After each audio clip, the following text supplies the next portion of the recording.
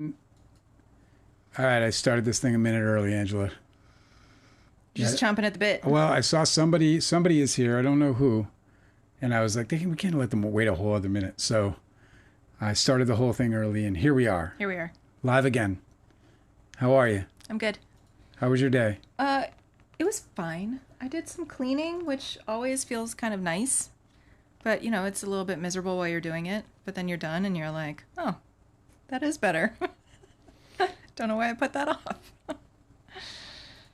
It's a funny thing, isn't it? How we do that with cleaning. How we just it's also I have so many different anxieties.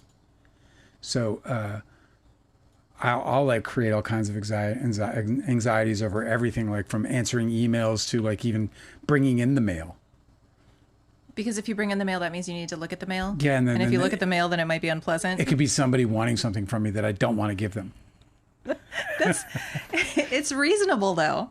Those anxieties are like reasonable because you're simply trying to avoid discomfort. I'm trying to avoid discomfort. Like, it's uncomfortable to clean the sink drains. Nobody wants to do that. Nobody wants to. But you do it and you're like, oh, that took 5 minutes. I know. I should have done that a long time ago, and then I wouldn't have to do it today. Delicate is here, and then Amy, the critic, is here and starts off with, "You wrote too real. Hi." And I was like, I did, yes. Yeah, that's great. How are you? It is the podcast's namesake. I just hope it's like a good yes. You know what I mean? I'm like, I did. Right. We were just talking about how you don't want to check the mail. Exactly. You're going to get a bad just message. speaking about my anxieties, and all of a sudden I'm like, what do you mean? Yeah, I wrote it. Is that bad? Is that bad? Are you mad at me? Did I do something wrong? It was my Amazon rec, and I liked it a lot. Well, that's so exciting for me to hear, and for you to come and say, I'm so grateful. Oh, that's neat. Yeah, thank you for sharing that. That's really fucking cool. I'm so glad you enjoyed it. Yeah, we put a lot of work into it. I definitely worked my butt off on that for several years. Oh, yeah. Well, I'm so glad you enjoyed it. Sometimes I do little reads from it and stuff on this live. We have a few people who come by who've read it. Yeah. So glad to have you. And in the meantime, by the way, part of the reason why we're covering things like the Lively case is because really what's going on between Lively and Baldoni is wildly similar to what went on with us in terms, at least as far as, like taking people down. You know what I mean? Being shitty. Yeah. Amy, the critic, said, I'm a fan of some of the people you wrote unkindly about, but I also don't blame you, and you seem very nice. Well, thank you for saying that. Yeah, and that's, something I like to tell people is like, it's my beef with them. You know what I mean? Like, yeah. I had a friend, actually a relative, a very close relative to me, and they met somebody who knew Leo. This is like something that like just rolls around in my brain like so often. It gets like free rent, as they say. Yeah. But because this person said to my relative said, Dale, he's had this problem with Leo or whatever. This guy's like, yeah, well, actually, I know him. He's like, oh, you do, him? He's like, yeah, Leo's a great guy. No, he's a really great guy. And I was like, and he came back at me with that. And I was like, Doug, I didn't write, I didn't say that Leo's mean to everybody. Leo has heroes, or Leo is people's heroes. Mm-hmm. Some people's hero. And I'm not talking just like admiration and love for his work. I'm saying genuinely, there are people out there who think, or just people who Leo's, influence has changed their lives. Dude, even like really severe abusers. I'm having a hard time saying nice things. It's my problem. So forgive me. Even like really severe abusers have people in their lives that really care for them and think favorably of them. Sure. Like this, the Gilgo Beach killer that was just apprehended. Yeah. He has a whole family that could not believe that he's the type of person that could ever do something like this because he's a hero to them. Not to compare Leo to that. No. I'm just saying, like, even at the worst. I mean, if you want to. I'm saying, my point is that even at the worst stage, where you're like, unequivocally, that is a bad person. Yes. Even those really, really bad people, like worst of the worst. Yes. They have people who think that they're really great people. Yes. So it's not beyond the realm of possibility that this person that you're talking about, who happens to be an abuser in your life, isn't just wonderful to other people. It's so strange to try and like minimize your complaints about them by saying that they were nice to other people. Well, everybody's nice to other people. Yeah, and also just to like not recognize that, because it doesn't mean that they weren't bad or mean or wrong or made mistakes in these other situations, even if they are in your view or in your experience with them, great people. Do you know what I mean? Right. Now, Toby doesn't come so easy. I think that Leo carries around a lot of baggage, and I'll talk about it all day long. Do you know what I mean? Like the shit that's going on with his diamond foundry, and now he's building a hotel in Israel on the water. Like he's similar to the way Justin Baldoni has pretty much just tossed out any idea that he's actually any kind of feminist.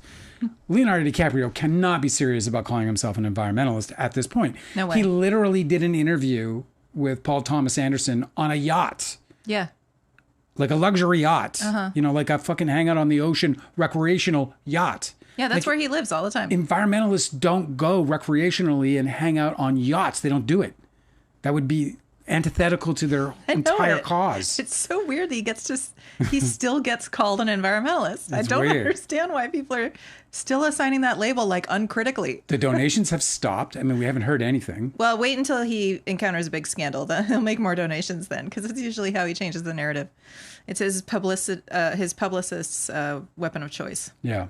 They're like, Leo, would you just like move some money around so that we can talk about that and change the narrative? Yeah. Well, and Amy just said that, in other words, the mistakes. I guess she's saying specifically Kevin from Entourage. I've met him several times and he seems like a good man. But so do you. I hope someday you'll reconnect. In other words, all the mistakes that you made in your 20s are not what define you all. That's probably true. You're almost getting me emotional at this point. I don't know why. I'm just getting struck emotionally by all this. I'll just say this of Kevin Connolly. He was the biggest disappointment of all of them for me. But him and Ethan Suplee were the two biggest disappointments. And because of the kindness that we showed Ethan, RD and I individually, was ridiculous. The love and kindness that we gave Ethan, he should have known that any accusation painting us as two friends with some kind of evil, underhanded intent should have been tossed out without Well, even he a should have thought. at least like questioned it. I don't think he should have at least been like, not those guys. What is this Right. about? What's really going on? I think it should have required an abundance of actual evidence. Right. Not like chit chat or whatever. Do you know what I'm saying? Because there was none. Kevin, you say that about Kevin Connolly. Why? Because similar, Kevin Connolly knew R.D. Rob for 10 years. He knew R.D. Rob for 10 years. Like Kevin Connolly and boys. R.D. Rob had a contract. This is in the book, of course, but they had a contract that R.D. would agree to put Kevin Connolly in every single movie he directed going forward in their life. And this was before R.D. even directed his first film. This was before Don's Plum. This is before the infamous Connect 4 that I've talked about publicly, which is the little stupid movie that they made together. I was not present for it, but I did see it. It's absolutely fabulously horrible. So anyway, Guilty Angel, dude, we're talking about the book. You got to get up on it. Guilty Angel is always like, talk about the book, and I'm like, yeah, let's talk about the book, and then we don't because we're talking about other things and we have all these other people. So you were saying that Kevin Connolly, I can't remember how you worded it, but you felt most betrayed by him, and it was just because he was friends with RD for so long, or yeah, was it he knew. I think I felt as though he should have known better that RD or I would have done anything nefarious, underhanded, anything, even if you thought that we were overzealous or even if you thought we were overly ambitious, which I think those two things are just oxymorons. We're in Hollywood. We're making movies. Are you out of your fucking mind? Everything in Hollywood that you do, you try to get the maximum out of it. Everything. That is the nature of that game. There's no minimal attempt at anything. So, look, obviously there are different aspects that I can get into in terms of it is the weirdest approach, criticism. but you guys did too much in your first you film. tried too hard. You made something in your first feature film. What the fuck is wrong in with the you? industry, in the film industry, you want to belong in, or you want to be in? Guilty Angel said Bijou Phillips and the spitting incident was Leo's doing. I don't know. He's a mind effer. I don't know. You see, this is the thing. Like, I'm glad I put it in there because it's what I saw. It always bothered me. But you don't know. But I don't know what he said. Because here's the truth. It looks like he said something and then she did something. Correct.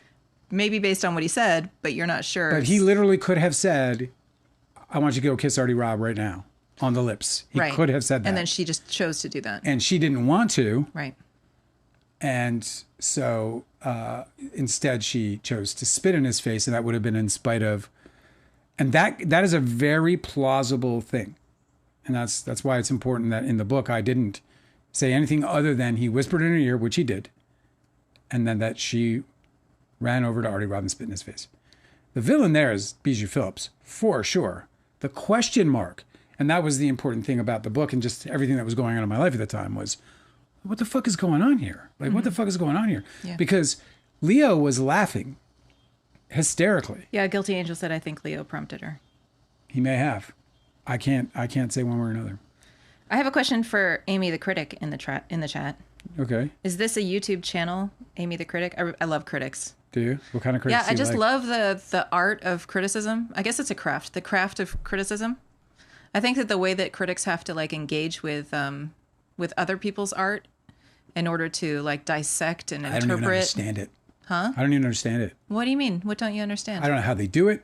I don't know how, like, they come out with all these things about your movie, and you're like, yeah, okay. You know, Dude, I love that stuff. Yeah. Like when people find like little Easter eggs or something, it's because they really engage with the work really deeply. yeah. I don't know if you recall like ever having an English teacher that would like give everybody something to read, and then he would like he or she would like deconstruct the meaning of it until it means something completely like mind-blowing. I don't know if you've ever encountered that, where like you're just reading it as a teenager and you're not like thinking too deeply into it. Yeah. You know? For whatever reason. It's not like you're not a totally concrete thinker, but you're just like reading words and interpreting them. But they open up like new meanings and nuances. And I just feel like critics do that all the time. They're always like maybe seeking to destroy, but seeking like little details to pick apart, threads to pull. I just love the kind of brain that does that. So I'm curious about if She's not a Amy the Critic said, I'm not a real critic other than Letterboxd. Hey man, that counts, bro. There's a really great a New York Times critic. Yes. His name's A.O. Scott. I'm reading his book right now. It is Better Living Through Criticism. neat. And like he makes the case that I'm obviously totally buy into, which is like it is what you're supposed to be doing as a human being who enjoys consuming art of any kind. You're supposed to be a critic. Yeah. You live better when you employ your critic brain, you know? I love them all too. Like I always tell this story, and I'm going to tell it tonight. We were at the Getty Museum. We were with family. Yeah. And we were standing before Jackson Pollock's masterpiece, and truly it's magnificent. Yeah, they had promoted this exhibit all over LA. It was like a really big deal that they had obtained for this short showing a giant. It was like massive. I can't show you guys the room. So It was enormous. This Yeah. huge Jackson Pollock. And if you ever saw pictures of or video or whatever of how he did it, he had to lay it on the floor. So it was like actually like a physical feat to create such a giant painting of his It's letters. incredible. Yeah, that was really cool going to see that. But we're standing there with one of our relatives, and I'm just in awe of this thing. And then she's looking up at it, and then she just puts her hands on her hip, and she turns and she's like, I don't get it. I think it's awful. What is that? I don't get it. And it was just, She's like, it's so ugly. it's literally like a precious piece of art. Yeah, like they had plaques, you know, or like Yeah. whatever, like Yeah. little texts and stuff installed everywhere, so you could really explore. They were talking about like the color theory that was involved, Yeah. and what paints he used, how he mixed them, how he got this like perfect hue, how he layered the Themes, paint, like just fucking all kinds of total shit. analysis of the whole thing, where you could like really appreciate In and this out of art existential form. crises as you read one after the other. And she's just sitting there like, I absolutely like- don't get it. I don't get it. But I got to tell you that I love that moment. No, I know, me too. I love that moment so much because, you know, there she is, man. She's just like telling it like it is, you know, because there are pieces of art that I've seen in museums by so-called masters are certainly good enough to get into a fucking museum, right? And I'm like that all the time. Yeah. Everybody thinks that Mulholland Drive by David Lynch is like the greatest movie, and I'm like, I'm sorry. Hey, for me, David Lynch is just fun to watch. Yeah. Like for me, I'm just like, I escape the idea that it is beyond me. I'm not going to pretend to know. No, I know. I'm not going to break it down in any way. I'm going to watch it. I'm going to allow it to confuse the fuck out of me, but I'm going to appreciate the way the man brings sound and music and Right. visual and dialogue together because he did it That's true. almost better than anybody. I mean, I know as he's good a as very anyone, unique certainly. artist, and that's the thing is like Yeah. his artistry has value whether or not I like it. And it's just, you know, a lot of these things just aren't meant for me, right? Like he's not making movies for me, obviously, because I'm not Yeah. into it. Right. But it's just funny that we went to a museum all together. Yeah. And then there was like this big exhibit at that museum. Yeah. And she was like, nah. And it's Don't great. care for it. It's great because like that's why I have no qualms with people who think Don's Plum's crap at all.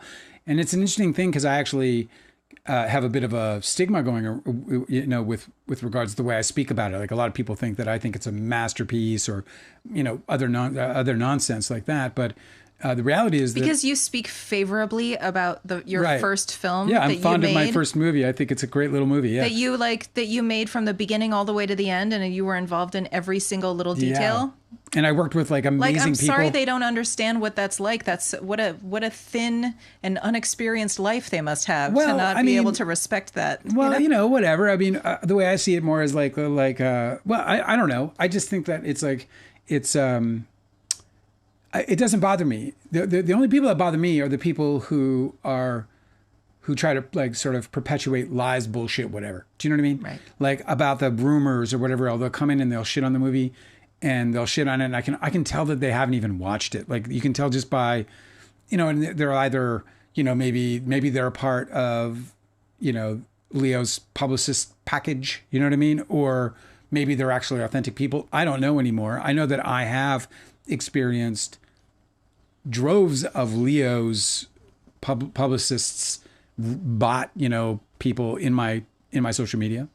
So it's not something that I've you know, certainly not experienced before, you know? I mean, you've seen it. It's wild. So who fucking knows? But anyway, it's crazy. It's all crazy. I just feel like people are like, you know, you have the right to have unpopular opinions about every great piece of art. Like that's fine.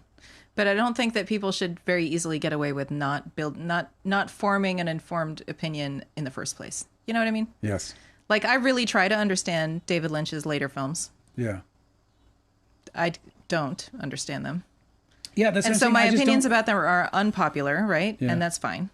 But when people like when you look at like a giant Jackson Pollock and you don't even try to engage with it before you build an opinion, I feel like that's kind of not allowed. No, that's not Like true. you're supposed to engage with art in I order love to it. form an opinion about whether you like it or I not. mean, that was the engagement, you know, like, you know, Yeah. there are no rules.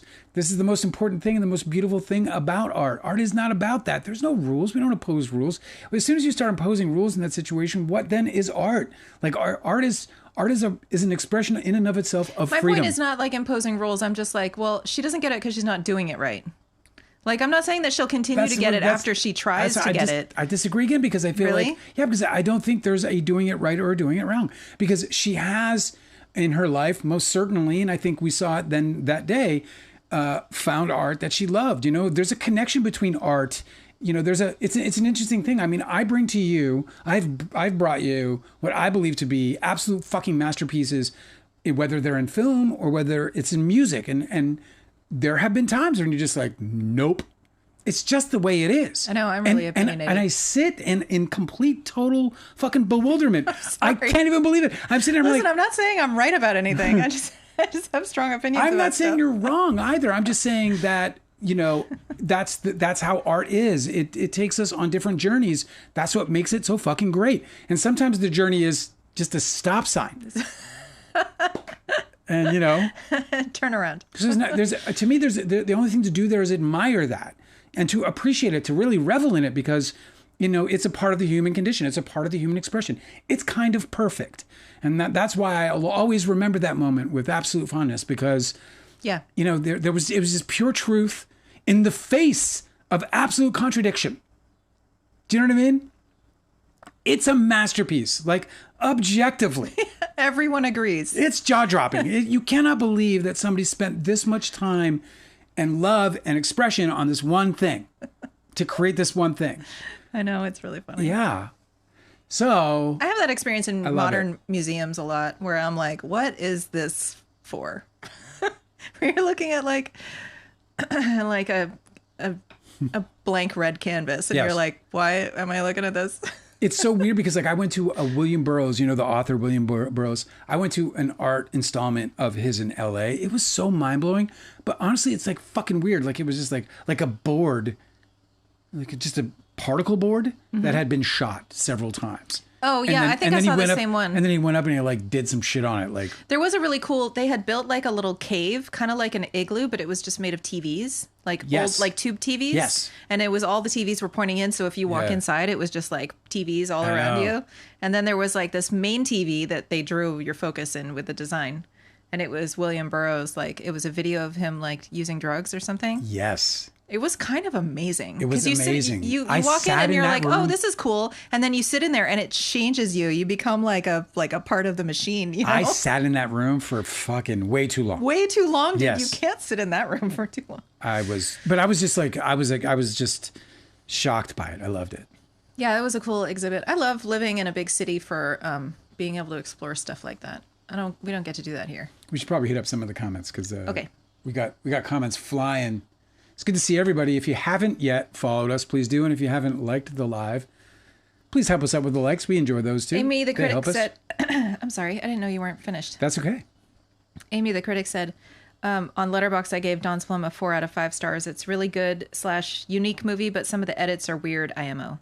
Yeah, no, it's well. You had to work with what you had, huh? Well, no, I mean, we I'm down with some weird cuts. Like, it depends Yeah. on which ones you're talking about, but I think like when you were, it's an improvisational film, and you guys had a bunch of cameras pointed at these guys and tried to capture what you could. Yeah. So I imagine that there's. Didn't you say that Toby gave you a hard time with the edit? it had its limitations just in general. Yeah. Despite the fact that we tried to mitigate those with 3 cameras and others. We shot. The thing about Don's Plum is kind of a miracle is that we shot. We shot we shot 70% of the actual movie that you see in 3 days. More than 70% of the actual movie you see, we shot that in 3 days. That is just, it's just ridiculous. It's kind of like a little miracle, really, that you have that kind of quality footage out of a 3-day shoot is just outrageous. It's the saddest thing is what happened to Don's Plum, because Don's Plum was in and of itself its own breakthrough. It's almost like we had created a way to mass collect data on people playing characters rather than like making movies. It was like, you know what I'm saying by that? Like, it was like we just had this ability to be able to, or this facility to create a pretty dynamic cut just out of conversations. So it was pretty cool for that. But because we only had those 3 days, yeah, there's a couple of cuts in there I'd do without for sure. Excuse me. It's an incredibly imperfect movie, which is a part of what makes it beautiful. I think so too. Yeah, it also captures the 90s like few films ever did back then. Like, I think Kids and Clerks would be the 2 closest. But I think that Clerks is kind of like a little bit different because it's got, it's more of like a dialogue driven thing that is more, you can kind of hear Kevin in all of the dialogue. Whereas Kids and Don's Plum, they have very like individual voices coming out of each individual character. Yeah, and they're very like highly representative of the time. And I'm proud of that because that was accidental. And that, another sort of, I don't know how to put it, but I don't know. Art does that, it has this way of being deeper than even its creators intended. Mm-hmm. So I fucking love that. It's the best. Sometimes I've written scenes where after I've read them, I was like, holy shit, because I didn't even realize that I had laid foundation or found a, sort of thread to another part of the story or character, and that it just flowed out in the scene naturally. It's like it's like a miracle. It feels like a miracle because it's completely unintended. So you're sitting there writing about, fuck, people are going to think I meant to do this. That's awesome. Yeah, it's pretty great. Delicate said, that's what Taylor Swift does with every album. Oh, this is in reference to, I was saying that everybody should be a critic by like just engaging deeply with art. Yeah. Delicate said, that's what Taylor Swift does with every album. She's an English teacher trying to teach her fans literature by looking at the deeper meaning of lyrics and imagery, like the Easter eggs. That's great. I love her. I get that too. I get that she's really trying hard to be I don't know, I guess colorful. Like I can't find the words. But like when you create a picture, I want to say exquisite, just because like I feel like that's just been used to mean good, but I think the real, like how it's supposed to be used is that it's just like exceptional, detailed. Yeah. Like there's depth. Yes. Like it's abundant. Yes. I think that she's trying to make her lyrics abundant, like full of so much imagery and meaning that they're not just like words you sing. Well, see, so her writing to me is, she does a lot of what I try to do, which is she paints pictures. You know, if you go to if you go on, I think YouTube, you can look up Jack Kerouac's Blues and Haikus. Oh yeah, that's a super fun reference. And he does these haikus. And he had a theory about the American haiku. What he thought about as far as the Japanese haiku is that it didn't translate by syllables. He was like, you're doing it wrong. That's not what the haiku is meant to be. The purpose of a haiku was to create a picture and then completely change the picture with the very next line, completing an entirely new picture with the two of them combined. So it's something like that. And I could be fucking it up. He was certainly way more eloquent than I am right now in trying to describe what he felt was the proper translation of a haiku. I love that idea because it deeply influenced me. Because Japanese syllables aren't going to be the same as English syllables. That's exactly his point. I think that they can say more with a syllable. Am I wrong about that? I don't know anything about Japanese. I don't know anything about. I don't know enough about Japanese. So maybe but they certainly get a lot more accomplished in shorter characters and fewer characters. Maybe that's why it's like so limiting in English. So so that was Jack Kerouac's approach. And I see Taylor Swift doing that. Like whether she adds a street lamp, a refrigerator light, like she'll throw light in. She does that a lot. She does really beautiful neat. And singular sources of light to complete pictures, or to even just set the perfect mood or finish the mood. Like she's a painter, and I feel like my experience is that she uses lyrics the way a painter uses a paintbrush. She just, fills the world in one stroke at a time. And she's so talented that she's able to, in her first couple of lines, set the foundation up for you to just want to watch the picture come to its fullness. Yeah, that's another thing too that I really appreciate about all good writing and her lyrics too. Yeah. Is that you never are confused about what's happening in a scene. Like she somehow manages to block everybody. Like, you know what the blocking is. You know the stage term blocking, right? Where everybody is on the stage, where they are, where they're oriented. Yeah. I feel like I never lose track of like, who is she talking about? What are they doing? Yeah. Like a lot of times, even writers, like there was a really famous book last year. It like blew up. Maybe it was 2 years ago. All the Colors in the Dark. I think they even optioned it. It's going to be a movie. Well, I got it from my mother, and I started reading it because it was like the year's biggest. Oh right, yeah, I remember. It was like a fiction book about a crime story, and I was like, "Well, this sounds right up my alley." And everybody loved it so much; everybody was recommending it, and I read it, and I was like, "Man, this guy is so bad at just simply blocking his characters. Like all the time, he would describe things are happening, and I couldn't picture where anybody was in the scene and how they were interacting with each other." Yeah. I could see what one guy was seeing, but then like he'd suddenly put the character in the kitchen, but I hadn't entered the kitchen. Like I was suddenly just talking to somebody in the kitchen. You know what I mean? It's just little stuff that makes such an impact in so for me, the reading experience. For me, that's movement. Like it's you can call it blocking because it makes sense when you think about it in terms of filmmaking, but in terms of writing, it's movement, right? You're trying to get, and movement isn't restricted to just physical things. Movement is emotion. It's thought. It's... Yes, it's also perspective. That's so smart. Yeah. It's also perspective. Like, for instance, there's one scene near the beginning of the book where this girl goes up to a guy's, some adult's house and knocks on the door. And the guy opens the door. I'm still seeing the house from her perspective. Before he ever describes what the dude standing in the open doorway looks like, because that's obviously the very first thing that character would see. Yeah. She's describing what's hanging on the wall, like all the way down the hallway, and like other details about the interior of the house, but she hasn't been invited in. The door has just opened. I still don't know who opened the door. The person standing right in front of her blocking her view has not been described. I'm like, this is not the character's perspective that I'm like, I don't know why I just like there's no movement. Flew in and scouted the place before I ever saw who was at the front door. It's just really strange mistakes like that I really take for granted when I'm reading something and it's immersive. You know, you're not supposed to notice that the writer is doing that well. You're supposed to just enjoy the scene. I mean, writers, there's so many different ways to write and express writing. And, you know, that's the thing that's so beautiful about writing. My style of writing is very much about fluidity between people and characters and movement. I'm very big on, you know, flow. Pacing is a big deal for me. And it's not that it's not a big deal for other writers, but sometimes, like, if you read like John Irving, for example, like his stuff is super dense.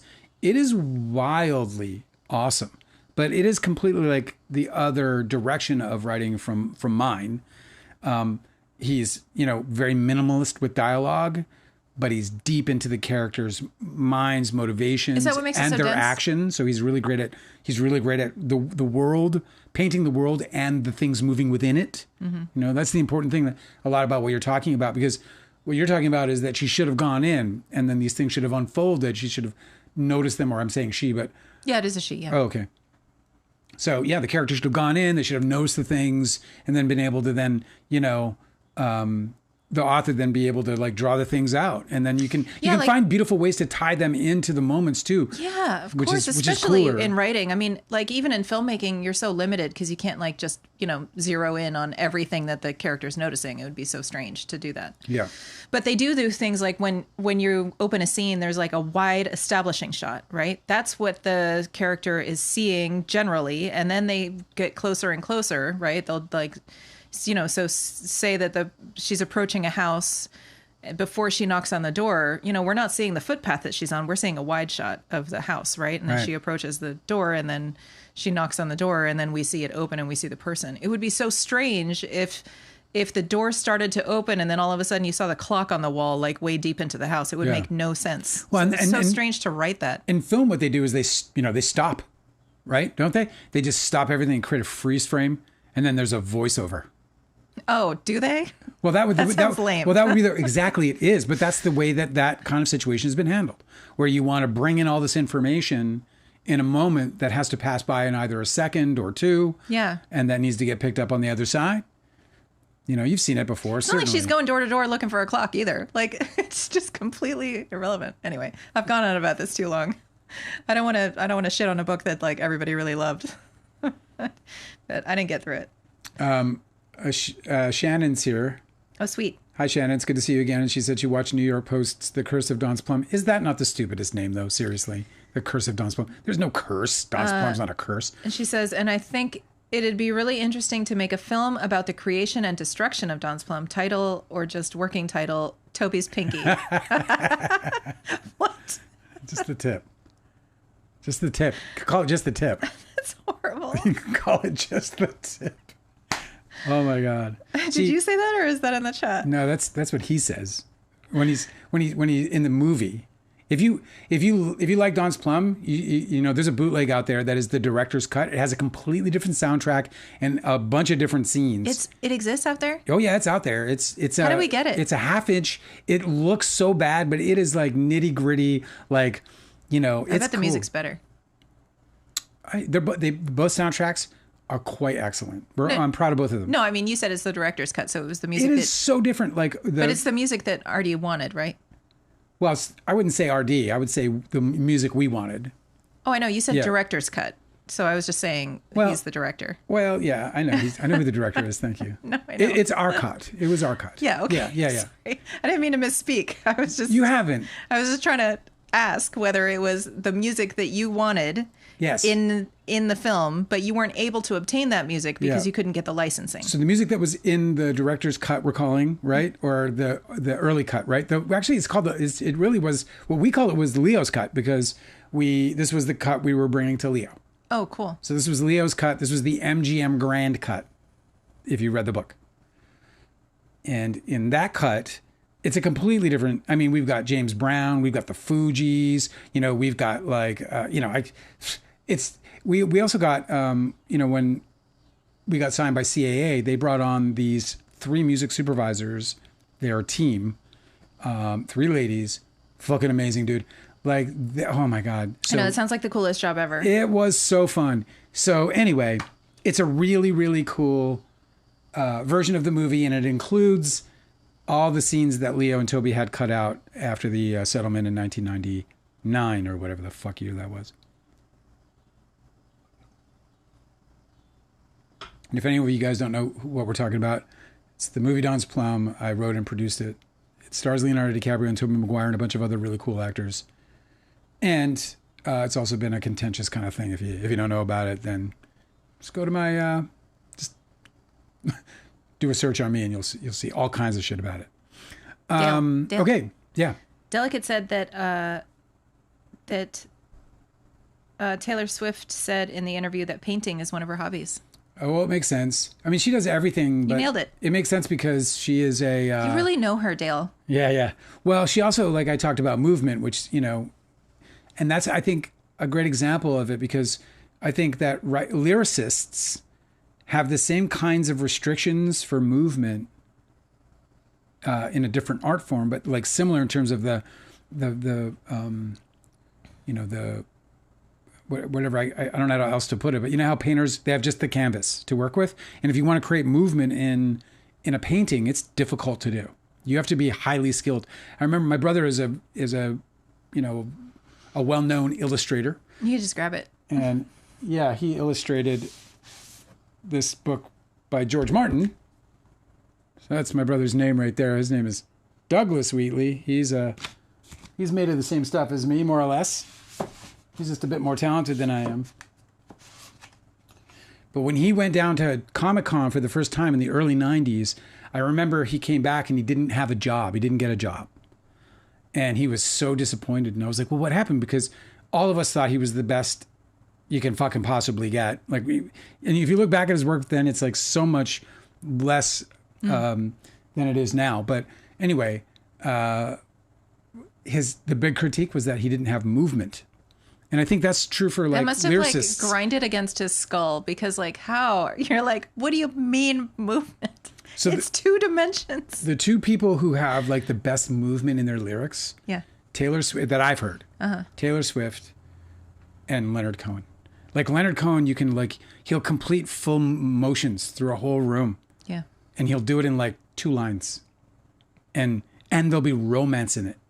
There'll be love. There'll be sex. There'll be something. He's fucking, oh man, what a guy. What a guy. And so anytime if there was ever a line in my book that you went, wow, that's a beautiful line, it was inspired by probably Leonard Cohen. Delicate said the first track of her new album is called The Fate of Ophelia. So now I'm looking into Hamlet. Well, yeah. So great. Mel Gibson played him. She's doing everybody a service. She's like America's English teacher. That's wonderful. Well, she's a big reader. Yeah. Amy the Critic said, is this why you guys dubbed over the group singing Buddy Holly at the guy who looks like Buddy Holly? That part annoyed me, but I'm really sorry. It should have been in there. Yeah. Well, so what happened with that was the guys busted out with the Buddy Holly song and during the improv, and we put it in the cut because it's an awesome moment. And it's actually a very important transitionally. We couldn't find a way out of that scene at all. And we went to Rivers Cuomo to get the rights, just the publishing rights. We didn't want any of the masters. I mean, I guess we would have negotiated that if he wanted us to. But he would not allow us to sing the song in the movie.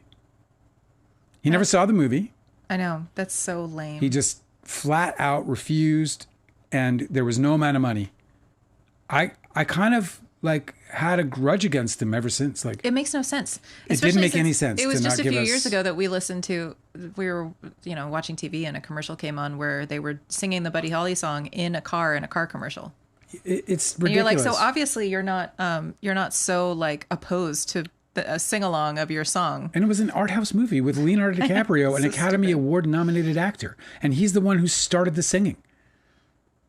Like, it was stupid. But by the way, that is in the bootleg, the way it's supposed to be is in the bootleg. And look, I agree, Amy, that's a flaw in the movie for sure. That was a flaw caused by Rivers Cuomo. And I'm almost glad that it exists as that. Because hopefully I can, before I die, get that part of that legend of it, like, sort of sorted so that people who do stumble on it when they're doing Leo filmographies, that they're like, oh, Rivers Cuomo fucked that up. Because it was otherwise a really great moment. Yeah. Shannon says, best Leonard Cohen line, I told you when I came I was a stranger. It's a good one. That's a good one. Do you have a favorite that you can think of? I'll give it a moment. I have too many to think of, really. I can't even. We have a book recommendation from I Am Bobo. Okay. Only a book I read fully, I read and is still my favorite, is The Subtle Knife by Philip Pullman. It's the second book to The Golden Compass. Do you know this? I'm going to screenshot this. Well, I know The Golden Compass, but I didn't know the author by name. I'm going to look into that. Thanks. Yeah, let's do it. What do you say?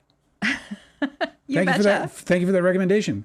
I have many. Melissa Jane is with us. Oh, what's up, Melissa Jane? I'm so glad you're here. Oh, Amy, I know you're awesome. Amy said she loved the movie overall. I'm so okay with Don's Plum being called out for the flaws too. I've learned to love the flaws, but I accept them. You can look at a lot of like really famous, really accomplished filmmakers' first films, and you'll see that they grew. Well, and not to mention, like, we were really doing something that was, on the one hand, kind of groundbreaking, but then on the other hand, really like loose and totally unpredictable. Like, we did not know how this thing was going to go, and that's not how films are typically made. Typically, a film is made when you begin to roll camera, because especially back then when you were rolling film was expensive, and it's not just the film. The celluloid. Yeah, you guys were using actual film. It wasn't digital. There was no digital cameras, so film's expensive, and it's not just the celluloid, right? That's expensive. It's the processing, and then the eventual telecine, or the digitizing of all that footage, so that you can cut it non-linearly in a Avid. So yeah, it was totally like off the hook in terms of, our approach. No one knew what was going to come of it. Isn't that cool as fuck? Yeah, it's very cool. We had no idea. We were just like, and action. Yeah, pretty much. That's great. Thank you for all the love, Amy. I really do appreciate it. You have no idea what it means to me, especially lately. It's just, it's been a tough summer, I'll say. So it's really great to have people who appreciate the work, especially all these years later. Don's Plum has made it to 2025. That's great. Yeah. And there's that's obviously, I wanted so much more for my career than just Don's Plum, but that my very first effort, is still something I can, be proud of, and where I can have literal strangers show up and say, hey man, I love the work. Mm-hmm. It's fucking remarkable. That's neat. Yeah. We did a good job. Do you want to get on to the main topics of the evening, or should we finish with chat? Do we have more chat? Oh, no. Amy the Critic is just saying Reservoir Dogs was a good film, but the continuity between the shots is really bad. And that's interesting. Yeah, I had a lot of problems. I bet that's so difficult to film an ensemble piece where, as a first-time director with Tarantino seems like he has major ADD, Yeah. It must be really awful to get into the editing and be like, oh, right, continuity. It's got to be really hard to do. I liked, if not loved, Reservoir Dogs in the end, but I found it difficult to watch. Really? Yeah. For that reason? For that reason. Oh, wow. For continuity. Yeah. It was kind of like, it kind of made sense that Pulp Fiction happened, because I was like, oh yeah, well, that'll fix it. Yeah. You don't have to worry about continuity because you're completely fucking nonlinear anyway. So yeah, you can pop anything you want on us. Yes. Let's talk about, what do you have planned today? Well, let's get to the main story, which is this young woman the straw that breaks the camel's back. Why would Justin Baldoni and his lawyers try to get her discovery and potentially her testimony thrown out of the case?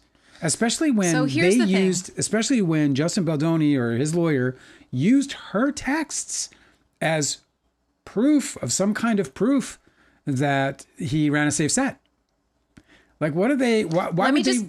Can I just talk about the monumentally, laughably horrific horrible strategists that are the Wayfarer party's lawyers? What is because happening? Here's the thing. So the basis of her opposition, right, to the Wayfarer party's subpoena for her discovery, Isabela Ferrer's lawyers said that what they've been given was an ultimatum that said, we're going to pay for your attorney's fees to participate in this lawsuit in the way that we're trying to get you to participate. But in order for us to do that, you're going to have to use one of our lawyers, which is fine. I guess that's normal. I didn't know that until yesterday. And another lawyer was like, yeah, that's typical. They want to pay their own lawyers to defend you, not your lawyers or your uncle who's a lawyer or whatever he charges them 4 times as much. But what they were also being accused of doing was giving her the ultimatum that said, if we do pay for your attorney's fees, which they are already obligated to do, we also get to decide what pieces of your information get put into the lawsuit, like get shown. We're gonna have editorial. I don't even permission. know how that can even become how that's remotely possible. Well, they're arguing it now because they get the subpoena, and you have to answer the subpoenas truthfully. I know, but they're saying that if our lawyers are representing you, then we are going to be the ones that decide what part of your information gets shared with the litigants and Blake Lively's side. Well, so today they were, Isabela Ferrer's lawyers filed this opposition to the subpoena. Yes. Saying for these reasons, you're trying to manipulate my client. You're trying to draw her into something that she's already answered a subpoena. Like, leave her alone. Like, let's just move on with this. And also you're trying to control her information, which you're not allowed to do. Well, so today the Wayfarer lawyers responded and they were saying, okay, so here's what we're going to do. Since Isabela Ferrer doesn't want to be involved in this litigation, and she's made that very clear, what we're offering, right, to make sure that she does get not involved in this litigation is that we're going to bar any of the parties from using any of her discovery. Well, so she won't be mentioned in the trial. Right. She won't be a witness to anything. Yeah. None of her communications will be entered. She will cease to exist.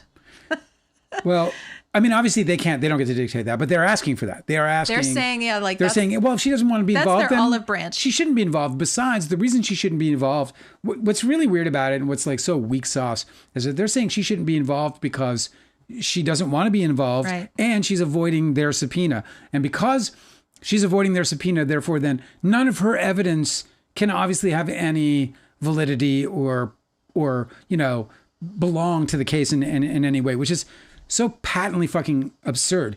But the problem that they created for themselves, and I think this is what we're seeing manifest here, is that, they created this big deal out of everything. They said everything was, one way when it's not, they presented, for example, Isabela's texts to Justin Baldoni, not redacting her name, correct?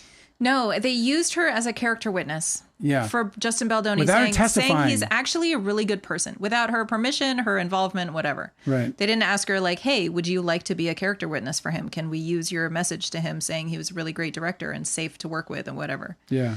Well, so she's like, what am I being dragged into this for? I was on set for 4 days. I don't know anything about anything. The reason why Blake Lively spoke about her scenes. I mean, that's obviously not true because they're trying to throw out her testimony. No, so she must know something about something. This is the thing. This is what's super weird to me overall, and why I started out by saying that they're such horrible strategists. Justin Baldoni used Isabela Ferrer saying that she would vouch for his good character. Right. Doesn't he need somebody like that in the trial?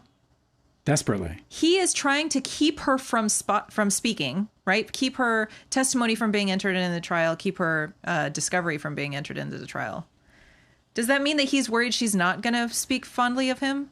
Yes. Is Blake Lively's story about what happened to her when she was filming her scenes and Justin Baldoni was making these really like crass, rude remarks to her about my guess is that they've seen what Blake Lively has. My God. And they don't want anyone else to see it. They don't want anyone else to see it. Right. So that's what my guess is. But my guess is they know. Well, I know. And the thing is it's that so obvious that they're like, listen, everybody will be happy if you just go away and disappear, because she's potentially one of Justin Baldoni's victims. So of course he wants to silence her. The problem, of course he's like, listen, you don't want to be dragged into the lawsuit. We don't want you to be dragged into this lawsuit either. It would be really nice if Justin Baldoni had one less victim. How convenient. I think they saw her discovery that Blake got, and they're like, this is fucking terrible. So now they have, they have so many problems because they've obviously made this public statement through their complaint that Miss Ferrer was a fan and felt safe, and so that she would testify, contradicting everything coming out of Blake Lively's camp. Yeah. And then they saw this discovery and it doesn't. In fact, it corroborates it. And so this would include then potentially texts from Miss Ferrer to her representatives, for example, where she was like, we talked about this, like your manager or your agent's going to be like, you send him a note and you tell him you loved it. And you tell him that you had a great time and that it was a safe and wonderful environment. That's what you do. He's going to be a big shot in this town. Because they don't know that this is going to blow up. That makes so much. I've heard that so many times. When I read conversation. her message to him that he used, when he quoted her. Yeah. That's exactly how it read to me. It read to me like, you could put in a good word for me for my next gig if somebody asks what I'm like to work with. And so I'm going to make sure that you think that I am totally on your side and that it was just sunshine and rainbows the whole time we were working together. And if that is the case, then there might be texts that he's already seen or that they've already seen that have her being told to do that and saying, the guy's a creep and I don't want to do that. I know. So it could be something like that. And obviously we're just sitting here and guessing, which is fine. But what we do know is that they know something about it because they don't want it in. They're trying to silence her now. Yes. And imagine the problem that they have, because they have all these rabid idiots, which they call Team Baldoni. So they're just these absolute like unhinged human beings. And so now they have to rebuild this story from scratch. So how do they do it? And if you haven't read it, maybe you should. They, paint this picture of her being still this good thing for them. But, we'll just throw it out. Yeah, let me see. I have it here.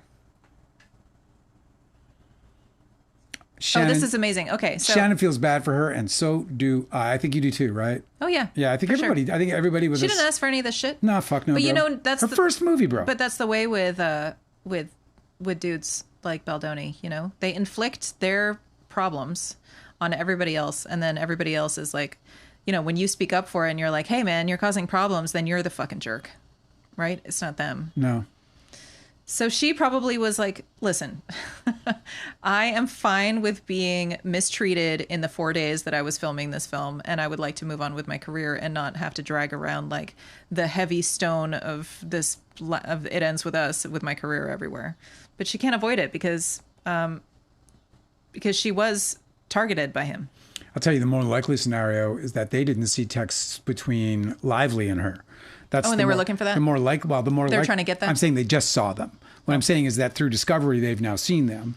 But what they haven't seen, what's more likely than, her talking to her manager necessarily, is Blake Lively saying, were you comfortable in that situation? Did you know that situation was coming, happening when it happened? Like, we don't know that she didn't ask her, 5, 6 pertinent questions surrounding that. Yeah, that about event.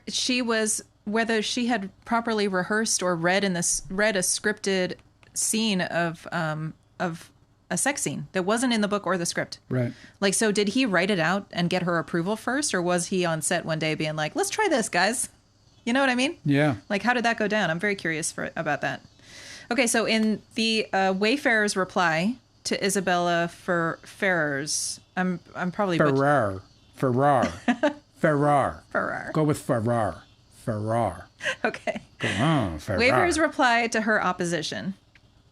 The very second paragraph, they probably would have put it first if they could, but the second paragraph is, Miss Ferrer played the role of young Lily Bloom in the film It Ends With Us. After Miss Ferrer completed her work on the film, she expressed her gratitude to Mr. Baldoni, stating that she had an incredible experience and praised him for creating a comfortable, safe space for her.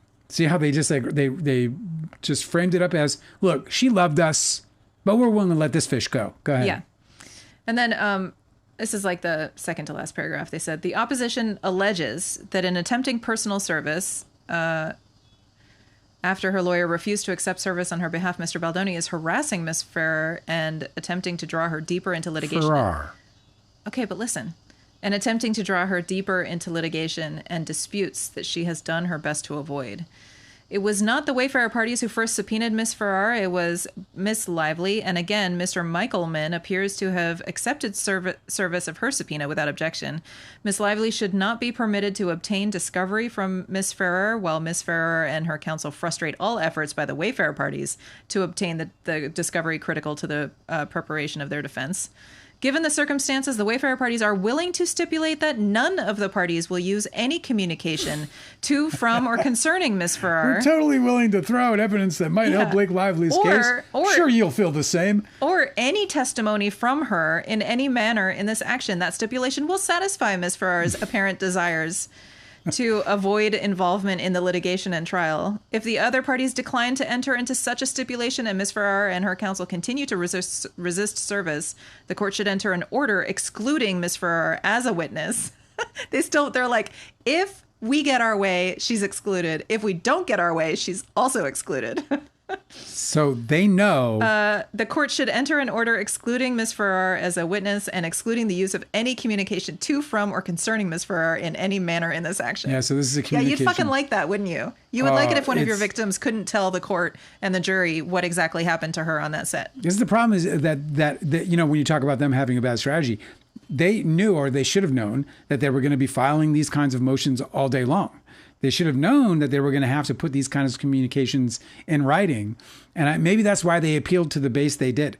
Because their base, the base they appealed to is that fanatical, you can tell them whatever you want. They're just going to, you know, they're going to believe what they believe. You know, so, you know, they're the very same base that elected Donald Trump.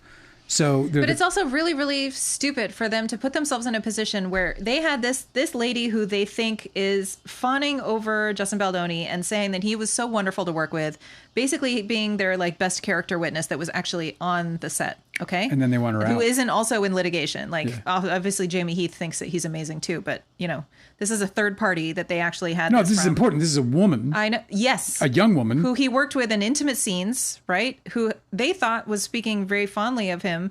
And they went and put her in a position where she has to claim harassment, which is, it's just so dumb. I just can't believe that they don't have any viciously foresight. Stupid. Like, they really needed to do whatever they could to make her comfortable and happy.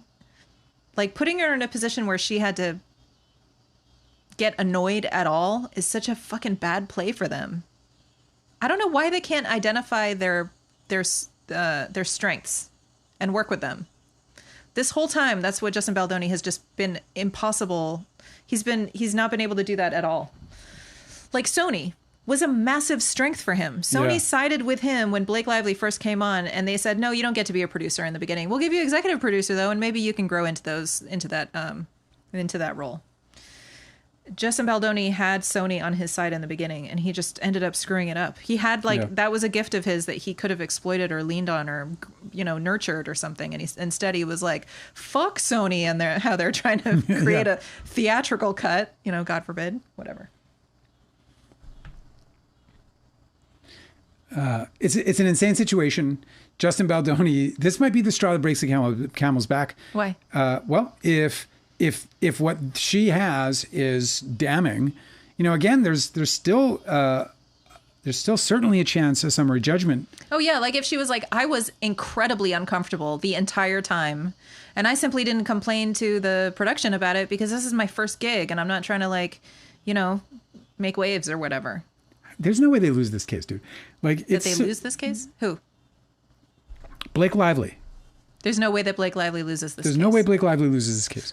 It's like, as I sit here and I think about it, I'm like, okay, she has to prove SH. Easy. That's easy. He admits it. He admits it in his own court. Sorry, she doesn't have to prove SH. She has to prove she filed an SH claim. Let me actually. Why does she because then it's legally protected. It's legally protected. So all she has to do is prove that she filed an SH claim. The outcome of that claim is unimportant because the crux of the case is that she was retaliated against for filing that claim. I know, but I have a question. It doesn't matter whether that claim is valid or not. I don't believe you. I think the context is that she complained to the production. She also complained that they didn't have a good way for her to file a formal claim and get a claim and have them investigated because they're investigating themselves and their HR was like missing apparently.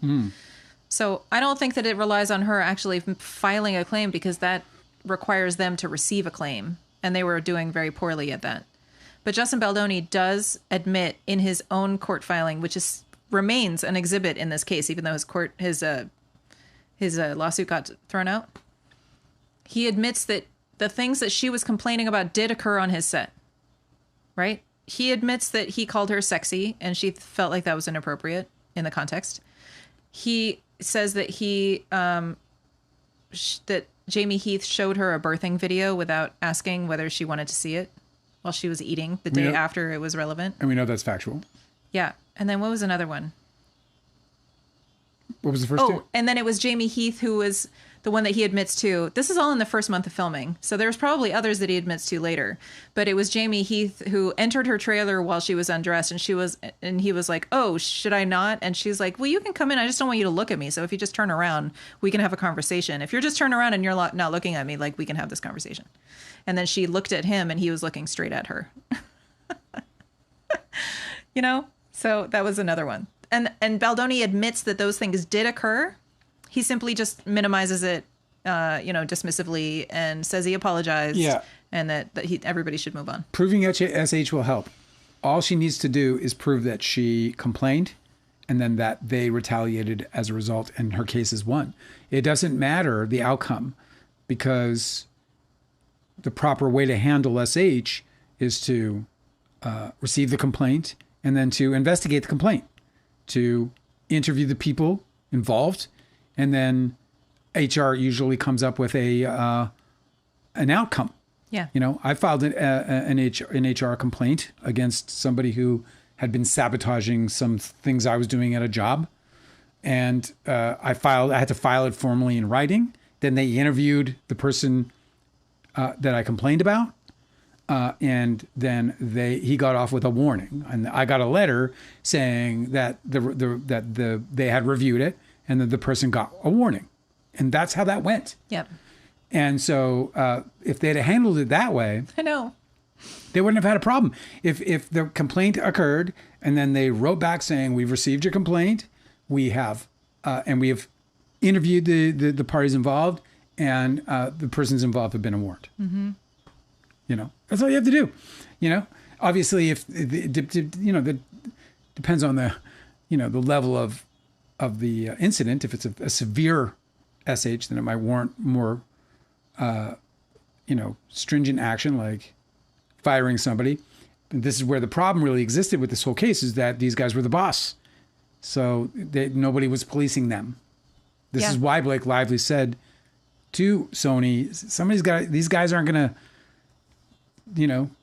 That was a revelation in indict themselves last week with the new exhibits that were released, unsealed, I guess. That Sony was talking about how it is kind of problematic that Justin Baldoni had so many roles in all stages. I mean, all levels of this production. And he talks about Wayfarer. So they were like, we should probably come up with some sort of redundancy so that if any sort of like admin issues have to come up, that he's not the only one that's taking care of it. And I guess they never resolved that because I don't know what they have to explain that their HR process was lacking or missing or not available or whatever, It's so funny because you can get away with not having an HR department. Until somebody does something. There's a real easy way to get away with it. To not create complaints. Don't violate, workplace rules or laws. It's like the easiest thing in the world. It's not difficult to do. Well, if you sage all of your employees and you lead a prayer group at the beginning of And each you all one of give your them film days, deep back rubbing hugs. then isn't that good enough? You don't need an HR department if you do all that, right? I think some. No, you don't. It's free willy after that. Free willy. I don't know what that is. It's just kumbaya. Kumbaya. Yep. Go kumbaya. Do you want to hear from the chat? Yeah, please. Melissa Jane's so cute. Made it to another live. That's so fun. It's so good to see her too. Sorry, I have to catch up. Angela's going through the chat. We're about to get caught up with you guys. Sometimes I feel like I sound like James Gandolfini. Like sometimes it's just like, it might be just one word. He's he's your spirit animal that lives within you. I know. I think he's like my indigestion. Yeah, that probably makes sense. Amy the critic said, also, I know my opinion means nothing, but I really hope you and Kevin Connolly can work things out. You both seem very nice. Yeah, I guess you never know. I'm gonna go with probably not, but you never know. And Kevin Connolly, but for what he did to me, I thought he was the greatest guy ever until all this shit went down. Earlier, Amy the critic was saying, also, not that my view is worth anything, but I would say both you and Kevin, to give each other another chance. You both seem like decent people, and your talents combined again would be nice to see. And if I meet him again, I'll tell him the same. Yeah, I mean, it'd be interesting to hear how he responds. You know, I've been trying to heal this thing for a long time, and all they have to do on their side is just, I don't know. I don't even know what they have to do. Release Don's Plum is what they got to do. They got to release Don's Plum. That's the start. You got to start by saying, all right, this movie's got to come out because we're Americans, we're artists. This is ridiculous. Because we're Americans. America. Because we're artists. That was like Joe Biden. Oh, it drove me nuts when he was saying, "This is America." Oh my God, I know. You don't know what's happening, buddy. You're not aware of America at this moment. You're living in a totally different America. It is kind of funny when you see politicians kind of like learn their speech shtick. Yeah. And it's just like traveling comedians where you hear the same joke like a bunch of times, same delivery. Yeah. Like they learn their speech shtick, and then like throughout their entire political careers, they do the same like climb to the climax, and then the shouting, and then they bring it back down, and it's just like they go to school for it or something, I guess. Politician school. Well, or just consultants or something. Who knows? Shannon says devil's advocate about Isabela Ferrer. Yeah. And Wayfarer said Wayfarer could feel bad for her and want to give her a way out. Devil's advocate. She is damned if she goes one way and damned if she goes the other way. I feel bad for her. Well, I don't think that would be the case. I don't think. Well, you don't think that's the case, that they could feel bad for her and want to give her a way out? No, not at all. Justin Baldoni feels bad for somebody and he wants to get them out of the way, but they have evidence that can help prove his case against Blake Lively. No chance in hell. 0% chance that they think that Isabela will help them now. And we know this because they're saying no matter what, we don't want her to be a part of this case in any way. They are desperate for a defense. They had their lawsuit thrown out. They are now defenseless. Like they haven't even provided contracts to dispute with Blake Lively. The contracts that are in dispute, right, I know. Now. So if you look at like what we know, they've got literally nothing. I don't know what their defense is going to be, other than she's a meanie and she's lying. Like he said, she said defense. Yeah. Like a straight up like they are so, I can't even like that. That's why I was sitting here and it just like came over me where I was just like, these guys can't win. They cannot win this case. But I think that's really, you're making a really good point, that if she had something that was beneficial for them, there's no way that they would let her not be involved in this case. They just had their lawsuit thrown out. They were just embarrassed, like wildly embarrassed. The judge has rebuked Bryan Freedman on numerous occasions in motions and answers to motions. It's true. And Isabela was a female actor that he worked on intimate scenes with. And she is his best defense. If she says everything went well and I felt super cared for and nothing was uncomfortable whatsoever, and he never said anything that was like, crass or rude or crude or anything. No fucking way. He's like, let's protect Isabella. If he was going to protect Isabella, then he should have protected Blake Lively too, in so much as saying, guys, this doesn't have to get ugly. We're going to settle their differences, and we're going to use the civil system to do it. Yeah. Hopefully at some point we'll be able to come together and we'll be able to resolve our differences face to face. But for now, we're going to go through this process, and I want you to respect the process. You're saying this is the public statement they could have made? I'm saying Justin Baldoni should have stood up for Blake's safety. Oh, with all of his like rabid fans that are like The tearing bullshit her he was apart? pulling on the red carpet. The bullshit that he was pulling on the red carpet when he walked down the red carpet from one reporter to the next and told a story about how Blake Lively was ready for the next level in her creative career, that she was ready to start directing, that she was a creative force, that she was there for him when he was overwhelmed by the number of jobs that he had taken on in this production. These were all things he was saying as he was going down that red carpet for It Ends With Us, while at the same time working covertly with PR crisis individuals to totally smear her name. So why this guy wouldn't have come forward and said, hey, these texts are not contextually correct. That'll come out in time. What texts? These texts that she published. Oh, about him wanting to attack her in wanting the her buried, press? wanting her buried, Right. right? He'd be like, look, those were texts. They're out of context. This is a big misunderstanding. This is a big misunderstanding. We're going to figure it out through litigation, and that's fine. But we can't have people attacking Blake Lively through this process. I was waiting. I was like, that is what you expect from somebody who's conducted themselves publicly the way that Justin Baldoni had Correct. before this.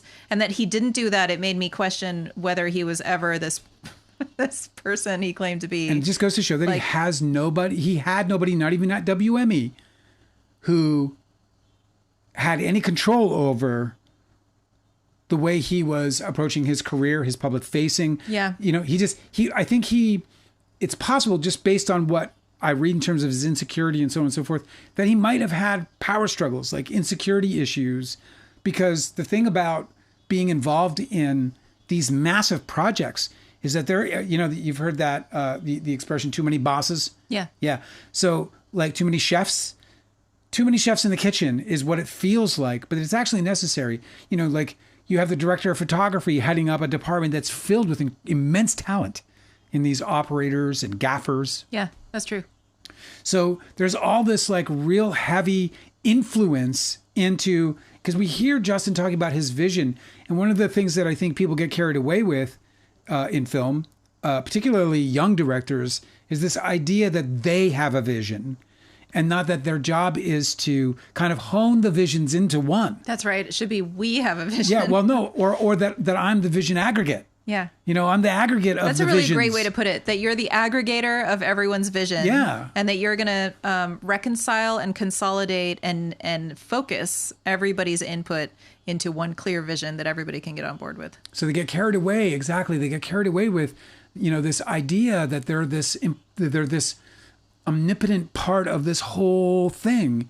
And so if anyone starts to kind of interfere or pry in or do things like let me in the editing room, I want to watch the dailies, it's, it's an offense. It's a threat, you know, and we know this with Justin Baldoni because he's spoken over and over again, not only in this case, but in his book, in his TED Talk, you know, this suit of armor that he always had to put up because he always felt as though he's under attack. And look at him here and now again.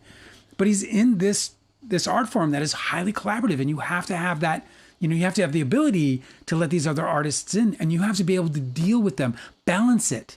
That's the finessing. Now, yeah, there are those directors, especially the old school guys who might be more regimented, who might have, you know, or you get the Kubricks. But, you know, Justin Baldoni's no fucking Kubrick. A Kubrick, right? This guy could build cameras. Do you know what I mean? Like Kubrick was a director of photography. I mean, who among us is like a Kubrick? Right, exactly. You know what I'm saying? Like, that's a really high bar. Right. So, but people try to, and my point is though that I think people see themselves as Kubricks. I talk about this whenever I'm working with writers and how they build these expectations for their own work by comparing themselves to these greats, and then they end up disappointing themselves or creating a delusion about their own work that ends up being a disappointment when people read it and they go, "This is not fucking Stanley Kubrick. You're bad," you know. Yeah. So it's similar to that with these directors who aspire. They would, I'm going to be this visionary. You know, I'm going to change it. I'm going to dismantle toxic masculinity by directing the female gaze. Like, how the fuck do you even put that together in your brain? But he did. They're just buzzwords for him. Yeah, and you know what I mean? And it's practically delusional. Like, I love so much that we have that example of why him talking about the female gaze being so important to him is such bullshit. Because he wouldn't have created a virginity scene, a virginity sex scene in a film where it wasn't in the book and it wasn't in the screenplay, and he felt it was necessary to create that scene and then film it. It's a female author. Yeah. It's a female screenwriter. Yes. And then he puts his mark on it by adding a controversial sex scene. Like, brother, like, take a seat. If you want so badly to like film the female gaze, you can rely on the women who are writing for you. You know what I mean? He had the greatest like, you could just rely on that. He had the greatest opportunity, because what he could have done if he had a half a fucking brain up in that fucking forehead of his. What's wrong with his forehead? It's nice. It's pretty. He's a pretty guy. If he had a brain, though. He does have a brain. It's just a really vindictive one. That's his problem. If he had a brain, let me just say if he had a brain. All right? If the fucking guy had a brain, he would have recognized the greatest opportunity of his life to further his brand, to actually obtain the female gaze, and to become a renowned producer in his space. All he had to do was recognize the opportunity to promote Blake Lively into the director's chair and take the producer's seat. You know, producer is what she wanted to be. Yes? Producing is the top of the food chain in Hollywood. It is the top of the fucking food chain. Spielberg has produced way more movies than he's directed. Mm-hmm. It's the top of the fucking food chain. Obviously, some of those are just lending his brand name to it, but or because he has a certain attachment to the property. But that's sort of the point I'm making here. Mm-hmm. He's in this really super elevated place. All he had to do was move into the producer's role, and all he had to do was have that meeting, being like, "I think you're ready," and she'd be like, "Ready for what?" "I think you're ready to be a director, and this film needs a female gaze, and I think I want to step down. I want you to direct me, and I want us to make a Blake Lively film. Are you down?" And she would have fucking... this movie would have done $700 million. Yeah, who knows? I don't know. I'm not on board with this. Baldoni should have compromised his own directing role. I'm talking about the opportunity he had. I'm talking about all of the problems that were starting to boil up, the inconsistencies. Ricardo Hunt is saying, what does Blake Lively know about directing? I mean, well, I guess I could ask you what you know about Blake Lively. I will say that she's directed Taylor Swift's videos. I would say that she's worked with directors certainly enough to know and understand the role of director. You know, whether her abilities are... I'll tell you one thing about directing is that it's about the opportunity. It's about being given the opportunity. And then it's also about having, great producing. So if you got great producing around you, you know, the first thing that Blake Lively wanted to do when she saw that there was an unstable environment in this thing is bring on a producer, because a seasoned producer, because a seasoned producer is going to walk in and they're going to staple it down. You know what I mean? They're going to stabilize everything. They're going to get the environment on a foundation that can produce high quality entertainment. So all she would need in terms of the encouragement is good producing, which certainly that was lacking in the movie. And, you know, who knows, maybe at that point she was like, hey, you know, I just want to bring on another producer, somebody who I feel like will, you know, be able to help me through, you know, some of the more difficult spots, somebody I can rely on and trust, so on and so forth. Look, it's not like Justin Baldoni was lacking opportunities. It's not like by giving her the director job that would have done anything other than put him on a rocket ship, you know, because he can still direct. It's not like his directing career ended. Steven Spielberg, as I just mentioned, and everybody else, Martin Scorsese, all of them, they all produce. Do you know what I mean? I just think it's like, it's it's really limiting and totally unnecessary for people to just assume that directors have to like be born directors. Like everybody made their first directorial debut because they just did. Like you don't have to like reach some sort of like, you don't have to get your degree in directing. Like you can just, everybody can just direct a movie. Like this is the thing is like directing is a very loose job description to it's directing. just like, are you ready? Yeah, sure, you're ready tomorrow, you're ready yesterday. Like it doesn't, you're ready to direct. Like if you feel like you can accomplish it, the film is what shows whether you can. I was thinking about Sarah Polley when you were saying that, because Sarah Polley obviously had a really long career. She was a child actor, and then she was in movies as an actor as an adult. And then she moved over into directing, and that's what she's known for now. Well, her writing first and then directing, really. Oh, really? Yeah. I didn't know about the writing. Yeah. Well, she's an Academy Award winner. Polly made her feature film directorial debut in 2006. That was Away From Her. And she won the Canadian Screen Award for Best Director and was nominated for the Academy Award for Best Adapted Screenplay. Right. So it's just like, okay, that was her first thing. Should she have been given that opportunity? Nobody can say, but she took it and she really excelled. And so it's like, anytime that somebody who like grew up on sets, right, as an actor, I feel like they've been shadowing really great directors their entire lives. Like Blake Lively has been closely working with incredible directors her entire life. Like, you don't think that maybe she learned a thing or two by watching them work? Blake Lively had the support system around her to direct at any given moment. As far as the success goes and where it ends up and all that other stuff, I mean, that's always going to be up in the air. It doesn't matter who the fuck is directing. Literally every single director has made their version of a bad movie. It's just that simple. That's true. So it's because like movies are, their expressions, there's a lot to them. But not giving her, and listen, I throw out this hypothetical of him giving her the director's chair. You know what he didn't do that he could have done that was like, I guess, less invasive or less offensive to some out there? He could have just given her the producing job immediately. As soon like, pardon me. So Blake Lively says, "Let me in the editing room." Jamie Heath lets her in.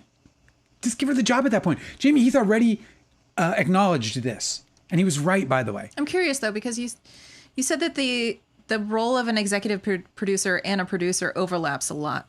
So why would she need to be a producer specifically in order to do what she was trying to do? Like, you're saying Jamie Heath let her in, and so he should have made her producer, but she was already executive producer. What I'm saying is that these guys claim that this woman was trying to take over the fucking movie. Right? Oh, I know. And so, well, let me just please. And he there's a statement that he writes where he's texting or whatever that they just released, right? New discovery for us, wherein Justin Baldoni's saying all this stuff about how she's taking over his movie and all this other stuff, right? Yeah, he says that she's holding it hostage. Well, I mean, no, not in this recent stuff. No, I'm saying, yeah, he tells his prayer group. So what I'm saying is you have a situation. The way you handle that situation is in my opinion, is you promote her. You just promote her. The fight's over. You promote her. I know, and then you can control her from that point, or you can control the situation. Right. I know, there's a bunch of different strategies he could have used, but you're not answering my question. As an executive producer... Okay. Go. Pardon me. Bless you. Thank you. It wasn't a sneeze, but I appreciate you. May you be blessed. As an executive producer, why would she need to be promoted? This is my question. Well, because I'm telling you, because they sense this. Okay. She wanted a producer in the beginning. Yes. Yes. We can both agree, and I know this as a producer myself, that if you get a producing credit in a movie, you are in better shape than if you get an executive producer credit, typically, in terms of recognition. Right? And Blake Lively herself said this in particular to actors, because actors are handed those out like we give candy to Halloweeners, right? Halloweeners, trick-or-treaters, right? Mm-hmm. So they give them as vanity credits to be like, okay, here you go. There you go, baby. There you go, sweetheart. You got one. Okay, producer girl. Off you go. Off you go now. Don't forget, call time's 8 a.m. See you then. Love to your ma. All right, bye-bye. Is call time ever at 8 a.m.? No, it's like 4. Right? Uh-huh. So what she wanted was the producing credit. So when you have the situation where you let her in and now she's in, look, Jamie Heath's mistake. That was his first mistake. That was Justin Baldoni's first mistake. They let her in. She should not have gone in that early. It's that simple. And yes, I would be critical of her for even asking. I would be. I'd be like, you should have given him enough space to get his director's cut and then go from there. That would have been protocol. It would have been nice of her to follow it. She didn't. And by the way, there's nothing wrong with her asking. No, there's nothing wrong with it. I just think it would have been more courteous of her not to in that situation. Mm-hmm. But by then they already had strained relations. She already didn't trust him at that point. She probably had a lot of questions about where this movie could end up going in his care. There was probably a lot of issues around that were, that was more than just her wanting to be in there. Yeah, she also had heard the story about Isabel's scene and was probably like, I need to see Well, she got the dailies, or she requested the dailies. Right, that's what I'm saying. Is like, she's like, I need to see how graphic this is. Well, apart from that, I mean, I'm talking about, like, you have a situation, she's encroaching on your movie according to you, right? According to Justin Baldoni, she's like, moving in on shit, she's controlling, she's doing all this stuff. Give her the job of producer, then she becomes satisfied. Now she's been promoted, she's been given the thing that she was striving for, and now you have a more of a, and now there's... But what he wanted her to do was stop, and why would that have made her stop? Well, thank you. There's basically, it's kind of like the law of reciprocity, right? If you've ever heard of such a thing. Yeah. So the law of reciprocity plays here. You give her, she gives back. So suddenly now you've created... and I know this is a matter of management. Like, that is interesting. You take somebody and you're like, hey, the way to solve this problem is to elevate them. It's true. The entire time they were trying to give her nothing. They kept acquiescing to her, but they were trying not to the entire time. Like, never once was she asking for something and they're like, oh yeah, absolutely, no problem. We'd be glad to. As soon as she had complaints, they completely changed their tune with her and they were antagonistic. Sorry, she was an antagonist to them the entire rest of the time, all in all the communications.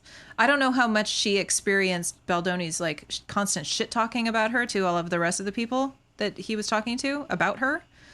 In communications with her, it seems like he was cool. He was trying to smooth everything over, but there was certainly like more pushback than I think that she, you notice when every time you ask somebody for something, they're like, hang on, like it's a problem. You know what I mean? Before they get back to you. And then finally, Baldoni kept giving her what she wanted.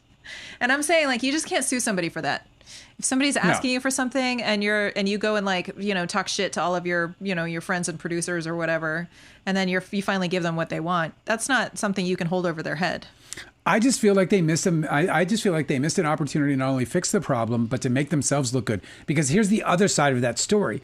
Now you've promoted her. Now part of your part of your promotion of the movie itself is how you elevated a woman. Oh, I know. It was such a... Like, now you have a whole... It was such a huge lost opportunity. Fucking massive opportunity. So like, it was like, you know what? I need to make this work for me and work for the movie at the same time. She's already in there, dude. She's looking at your dailies. She's in the fucking editing room. He should have been like, this is my opportunity to really claim that I do feel very strongly about the female gaze. Yeah. Because here I am, I'm like, here's Blake Lively to help me get this right. Yeah. And then you can talk about that forever. And there's been some people in the comments who were like saying to me, like, oh, why the fuck should she be given that? Justin Baldoni literally walked down the red carpet of It Ends With Us, and from one reporter to the next, all he said over and over again was how ready she was, how she's obviously going to get promoted in her life to director and to producer, how she is a creative force, and how she was his crutch. Yeah. When he couldn't handle all the responsibilities that he put on himself for this movie. He could have done that. Yeah, he was talking about how grateful he was that she took over when he was acting and she would take over some directing. Now, and it's like, dude. And we know he didn't mean it. We know he didn't mean it because we know that he was smearing her, but so he didn't have to mean it back then either. He could have still promoted her. He still could have used her to his advantage.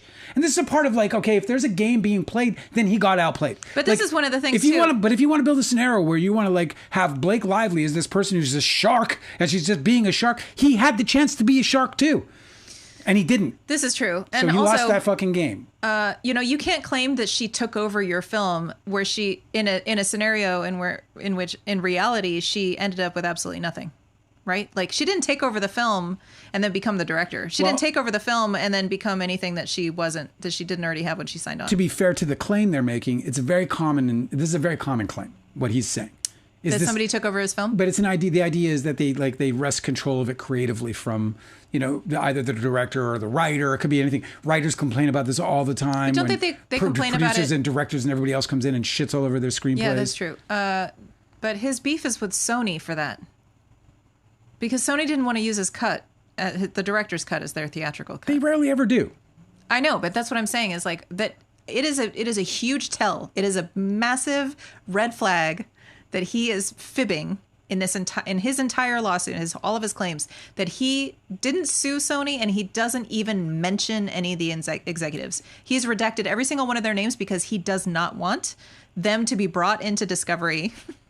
He has all of his beef is with Sony for leaning on Lively to produce their theatrical cut for them. Yeah. But he never even mentions them. But if we put in context, like his idea of what it means to have his movie stolen, he's talking about the creativity of it, the creative control of the movie. Right. And so there's a context where that can be true to a certain extent. I was just thinking that like a jury is going to want to know what was stolen if you're making a claim of theft. Like a jury is going to want to be like, okay, so what did you lose and what did she gain as a result of this action? Right. Well, it's a great point that you're making, and because in the end, it's still going to come out with, the credits being as they are. Right. Like he's going to get, he's going to get the director's credit. She didn't even get paid more. And she's got her back end, so she's got a. No, but what I'm saying, like more as a result of her thievery that he's alleging.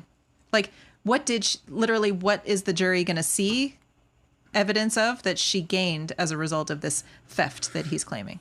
You know what I mean? It's just really inarticulate, and I don't know why he thought it would work. Well, because why it's inarticulate is because it's something that's insular to Hollywood. Like in Hollywood, directors complain about having their creative control taken from them all the time. They're whiny little bitches about it. Well, I'm sure it happens all the time. It's basically a misunderstanding by directors of what they fucking do. Everybody has this idea that they're going to be Stanley Kubrick. I've been over this. They're going to be the guy who chooses every fucking lens and everything. And that's not what happens. They hire a director of photography who has a fucking opinion and a whole lot of experience. They hire actors. They have opinions. They hire fucking producers. Producers have opinions, right? Then all of a sudden they got a script problem. They're like, wow, the script writer, the original screenwriter, we gave them a couple of fucking notes and they didn't get it right. So they get another fucking writer in, and then they get those notes. Or they themselves as directors or producers might write, but as soon as they do, they're going to have to hand it to somebody, usually somebody at the studio, who's going to give fucking notes. The problem is that these fucking idiot directors think that they're the fucking end all to be all when it comes to the fucking movie, and they're not. It's an actual collaborative art form. And so they are the first to be fucking damaged and cry like little babies because somebody had an idea that everybody likes and it wasn't mine. And that's more or less what we witness in this situation. Justin Baldoni was protecting like some superficial idea he had about what it meant to direct Blake Lively in a major motion picture by Sony Studios. That's probably what went on in his brain. He created this, this vision of himself. And we know that he had a propensity for this. All you have to do is watch that fucking absolutely terrorizing engagement video that he made, apparently for the woman of his dreams. It was all about Justin Baldoni. It's true. I mean, he is a very self-centered person. And I don't necessarily mean that in like the derogatory, like, negative way. You could be very self-centered and like achieve great things and never harm anybody. Sure, of course. Yeah, we know that for sure. Of course. But everything that you ever hear him talking about, he is definitely like stuck within his own fishbowl. Always. Yeah. And he's constantly grappling with the concept of not being perfect. He mentions that a lot. Yeah. Where he talks about how it's difficult for him to recognize that he's not perfect and that he doesn't need to achieve perfection. Like that's a big challenge for him. And he is also really, really fixated on the past. And I think that's one of the reasons why he's so reflexively like resentful. I don't know, whatever. I'm not going to psychoanalyze him. Lee said, the pro-Baldoni content creators are now saying that Blake is a groomer, and they're questioning her friendship with a younger woman, Isabela Ferrer, almost hinting that it was a sapphic relationship. Pretty dirty, IMO. She had Blake Lively invited her. I mean, they're despicable, deplorable human beings. Blake Lively invited her to hang out with her socially, and like they posted pictures on Instagram. like while they were making the movie and then after. And Isabela like slept over at Blake Lively's house, and they took like a nighttime photo together where they're just like hanging out. Isabella's on her like the pull-out couch or whatever, and Blake Lively's on the chair next to her, and they're just like leaning in for a picture, having a girls' night or whatever. And they put it on social media, and so of course all these like blender brains are like turning that into like a picture where she's admitting to like sleeping with her. They're just such fucked up people, man. And they're also calling it grooming because there's a big age gap between these two women who are friends. But it's like Isabella's like 23 and Blake Lively's in her like mid 30s at this point, you know? I think she's like 37 or some shit. Yeah, but at this point, like this controversy, you know, it's just really hilarious. Like, she's a regular Leonardo DiCaprio. Isabela is a full on of like a full-fledged adult, but they want to call Blake Lively a groomer. It's just like, you guys will do anything, bro. Yeah, it's so stupid. And meanwhile, Justin Baldoni had Drake Bell on his podcast where he was talking about how difficult it must be to be so famous and to have all of these young fans who desire him, and how much that must be really a challenge to navigate, and a big struggle because, you know, Justin Baldoni said, because we want to be desired. And so when you have these young girls who desire you, that must be hard. Well, Ricardo said that he calls it grooming and he's standing by it, but she's the groomer. It just sounds so for hanging out with a 23-year-old. I'm just so surprised you can't see that as ridiculous. Like, it just to me seems so obviously ridiculous that she's being groomed by Blake Lively. I mean, she's 23 years old. Yeah, well, and even if she wasn't 23 years old, you know, just because they have. Oh, it's not just that too. She was in that's her first film, and she gets a chance. She's being invited to hang out with Blake Lively, who has A-list star, a very long career and has navigated. She looks exactly like her. I know. Like, I saw the picture. I couldn't believe it. I know. Holy She's shit. like, so tell me how you navigated your career, having been in the same body I am in. She's also friends with fucking Taylor Swift. It's like, you kidding me, dude? If somebody wanted to meet a sleepover at their house and they were friends with Taylor Swift and I felt safe around them, right? Well, yeah, but also if they like reached the pinnacle of the career you wish to have, of course, and they look exactly like you, of course, you're gonna be like, let me soak in every minute of any advice you want to give me. Oh, come on, what an exciting time! I'm gonna just follow the map. You know, you'll tell. You know. I mean, Blake Lively's a big giant star, and obviously her star has fallen because of all this nonsense. Yeah, but bullshit, at the time, she was this practical icon. Yes, Sony. It's a story she would tell forever. I slipped over at Blake Lively's. You know, I mean. Yeah. It's just so absurd. And you really think that she's going to... A celebrity wants to host you at their house? I'm sorry, you're going to say yes. Like, don't... You know what's funny is... Don't stop lying to us that you wouldn't want to fucking sleep over at a celebrity's house. I just find it funny that they think that she's that stupid. Blake Lively is that stupid that she would do these kinds of things like groom or, you know, whatever, in any way harm this woman, this young woman. No, she wants to mentor her. And then at the same time obvious. Make it an issue of, you know, international, like, you know, scope. You know, Blake Lively knew that Blake Lively knew that the minute that she filed a CRD, well, we knew that as soon as she knew that because she was working with Megan Twohey that this thing was going to blow up. Yep, you know, right. It wasn't intended to be a secret. So if she's got secrets and she's blowing it up, does that make any sense? Another thing too that I think is really interesting about the pro Baldoni content creators' take on Justin Baldoni's assumptions about their relationship. Yeah. Justin Baldoni is saying that he, I guess through all these filings, he's saying that that Isabela was on his side, but then hung out with Blake Lively a lot, and that Blake Lively distorted her opinion of Justin Baldoni and like manipulated her into thinking he's a bad guy actually. And so now they're not friends, you know, that Isabela doesn't have a good opinion of Baldoni anymore. But here's the thing is like, if I developed a friendship with somebody in any context, and my new friend who is mentoring me and caring for me and providing for me and doing all these really wonderful things, like who doesn't want to have that in their life, right? And I learned explicitly how that new friend of mine had been wronged by somebody that we both know. Yeah. I would definitely form an opinion. I don't think that would be... That's not manipulation. If I cared for my new friend and I heard that they were wronged by somebody, like Baldoni wronged Blake Lively, I'd be like, yeah, okay, well then that guy's a jerk to me because I love you and I don't want you to be harmed by jerks. So, you know what I mean?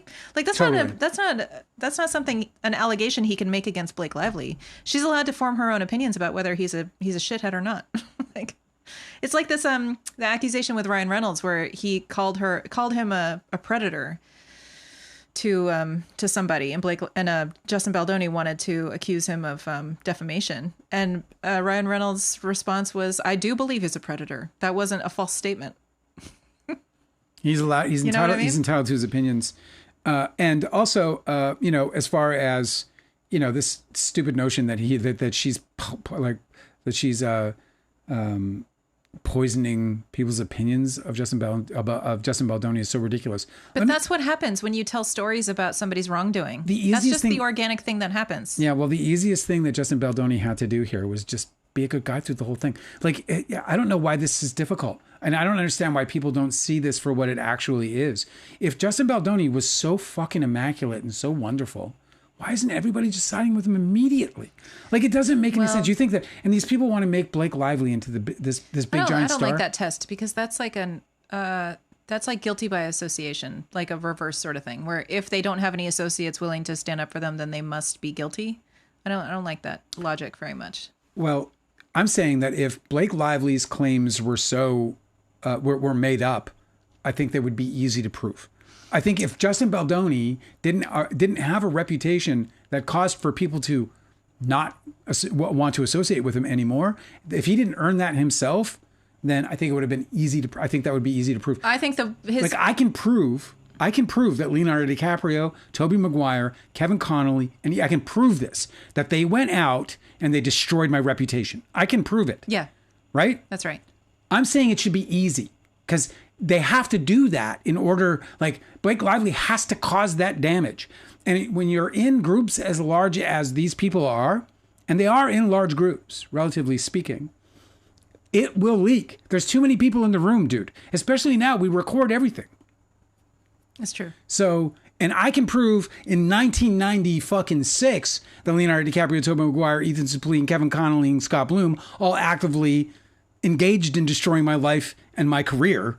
And if I can, then Justin Baldoni should fucking be able to do it now. If I can do it in my position. About the 90s. About the fucking 90s, where it's even harder to keep records and to have proof, then he should have no fucking problem. Because if you look right now at the evidence that we see, I don't feel like Blake Lively's having any problems proving her claims. I think she's got the support she's needs so far. We'll see how it all ends up. But if you look at the evidence as it's flowing right now, man, her case looks really, really strong, and it's only getting stronger. And that's even in the face of these guys holding evidence back through discovery. The worst thing that Justin Baldoni's side ever did for his case was to admit that the SH actually happened. A lot of people are saying that that's the thing that she hasn't proven, that they don't believe that SH actually happened, and that it's some big manipulation, and she's distorting things that actually happen into these, negative connotations. Yeah. He straight up admits what she claims happened on the set. So it's like, I don't know why they thought that was a good choice. Maybe they thought it was impossible to avoid, so they decided to spin it instead of deny it. That must be what it is. I'll tell you what, I've been around Hollywood long enough to know that people just don't blindly follow the bad scene. They just don't. What do you mean the bad scene? If you have a situation where you have Baldoni and Lively in this growing tension. Okay. But in reality, Justin Baldoni's running a pristine set that people are happy on, that will prevail.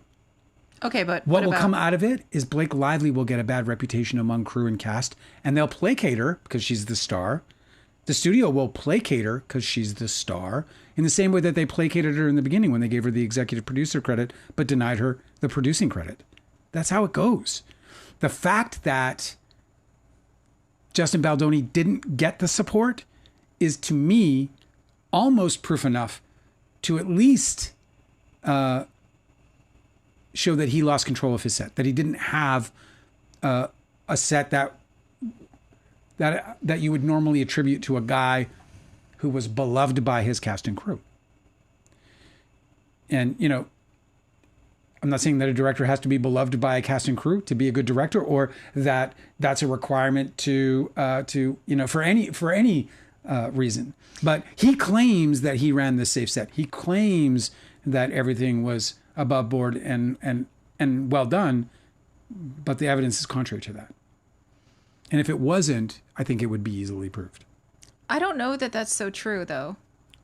Okay, Harvey Weinstein had this like open secret, this like really bad reputation. And he just accrued more and more power and more people protecting him throughout his career, right? As he got more and more successful. So if you're saying that people tend not to gravitate toward the wrongdoer in a situation, I don't know that that's been true, especially in Hollywood. I think that they gravitate towards the person who is more successful, regardless of whether they're wrongdoing or not. Well, what I'm speaking about is not like, so in your example, Harvey Weinstein runs a big giant company and he has a certain number of people who are very close to him, yeah, and who sort of are, moving the levers in his life, yeah, right? Uh-huh. And then those people also are controlling the messaging going down of stuff that gets leaked out. So he did it. What he did was he turned it into, and I've told you this because I met Harvey Weinstein in the height of his crimes, essentially. He was he was killing it as far as being just an absolute creep. Yeah, he was a giant. And so I met him, and I also heard about his, his misgivings, we'll call them, or whatever, his antics. But what I heard... Is that what you want to call them? Well... His crimes now. Crimes, yeah, we know them as crimes. But back then... Oh, but back then you didn't know they were crimes. Back then it was just like this thing. Right now we know he's in jail. We know what they were. Yeah, like back then you thought it was like a casting couch situation. It was like a casting couch situation. That's how it was presented. So, this information gets filtered down from those close to him. In the same, that's how Epstein was able to survive. It's how Donald Trump became president. You've got a certain number of people who know the truth, and those people... It's so weird because... put out the PR, essentially the propaganda. No, it's true. To divert the eyes. I think that people put that out too to protect the victims also, because at times I think that's true. I think they called it a casting couch so it wouldn't be scandalous. I remember I'm not even peripheral to Hollywood. Like I've never worked in, until relatively recently with you, I haven't had any involvement with Hollywood. I just knew people that made movies and knew people that were actors and stuff. But even I did, like in the 2000s, I knew about Harvey Weinstein's like casting couch reputation. Yep. And I thought that the big scandal was that he was so gross. I thought the big scandal was that he was so gross that we couldn't believe that anybody would like allow him to conduct these meetings. That would want to touch him, yeah. That they'd want to touch him, yeah. God, he's so hideous. So that's how I think that everybody's sort of like aligned in promoting that idea of what was going on, because that protects him, but it also protects his victims, because it's so much easier to move through your career when you're not a notorious victim. If these people were just like, that was awful, but I want to move on and be successful, that story would help them too. By the way, the motion to quash on that insurance company's, to get that discovery. So Baldoni tried to quash that. Yes. And it was denied. So yeah, we're gonna find out. We mentioned that at the end later. I mean, yesterday. Oh, we did. Yeah, because it did come. What is interesting is that Blake Lively is trying to subpoena that insurance company because she wants to know what Baldoni told them. Yeah, she wants to know if it was reported. I know. And Wayfair is trying to. Oh, is that the one you're talking about? Yes. That was the motion that was. Yes. Well, we knew it wasn't going to prevail anyway. That's not like that's not even like a judgment. I mean, it was denied. Right. What I'm saying is that wasn't even, we didn't even expect a judgment on that. They don't have the ability to interject in a subpoena between Blake Lively and an insurance company. So I thought that wasn't going to go anywhere. And I'm not even a lawyer. Well, you were right. I'm always right. The cool thing is that we're going to know about it, and I'm very curious about what happens in it. What do you mean you're going to know about it? Well, we're going to know whether or not that he reported it, because if he didn't report it, then he fucked them over and he lied. No, I don't think that we will. I think that the insurance company is going to fight it. I don't think that Blake Lively is going to obtain that information because they're not involved in this litigation. So I don't know.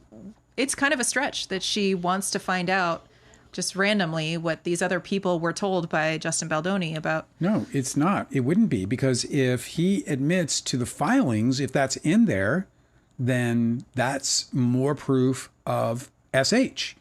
No, I understand. I'm just saying, like, on the big tree of all of the connections between everybody in this lawsuit. Yes. I feel like the connection between Blake Lively and the insurance company is a really long branch. You know what I mean? Like maybe it's kind of a far connection. I don't. I think it's actually important information. I'm just saying it doesn't seem to me like it's a guarantee she's going to get that information. If he didn't report it, and they had claims against them, that makes him a liar. But and she knows he didn't report it to anybody. She knows that he was trying to like brush it under the rug the whole time. That goes to his character, dude. If he's willing to lie about it, then he's willing. So it is relevant. It's super relevant. Okay, I'm saying I don't think she's going to win this one. I don't think we're going to see that.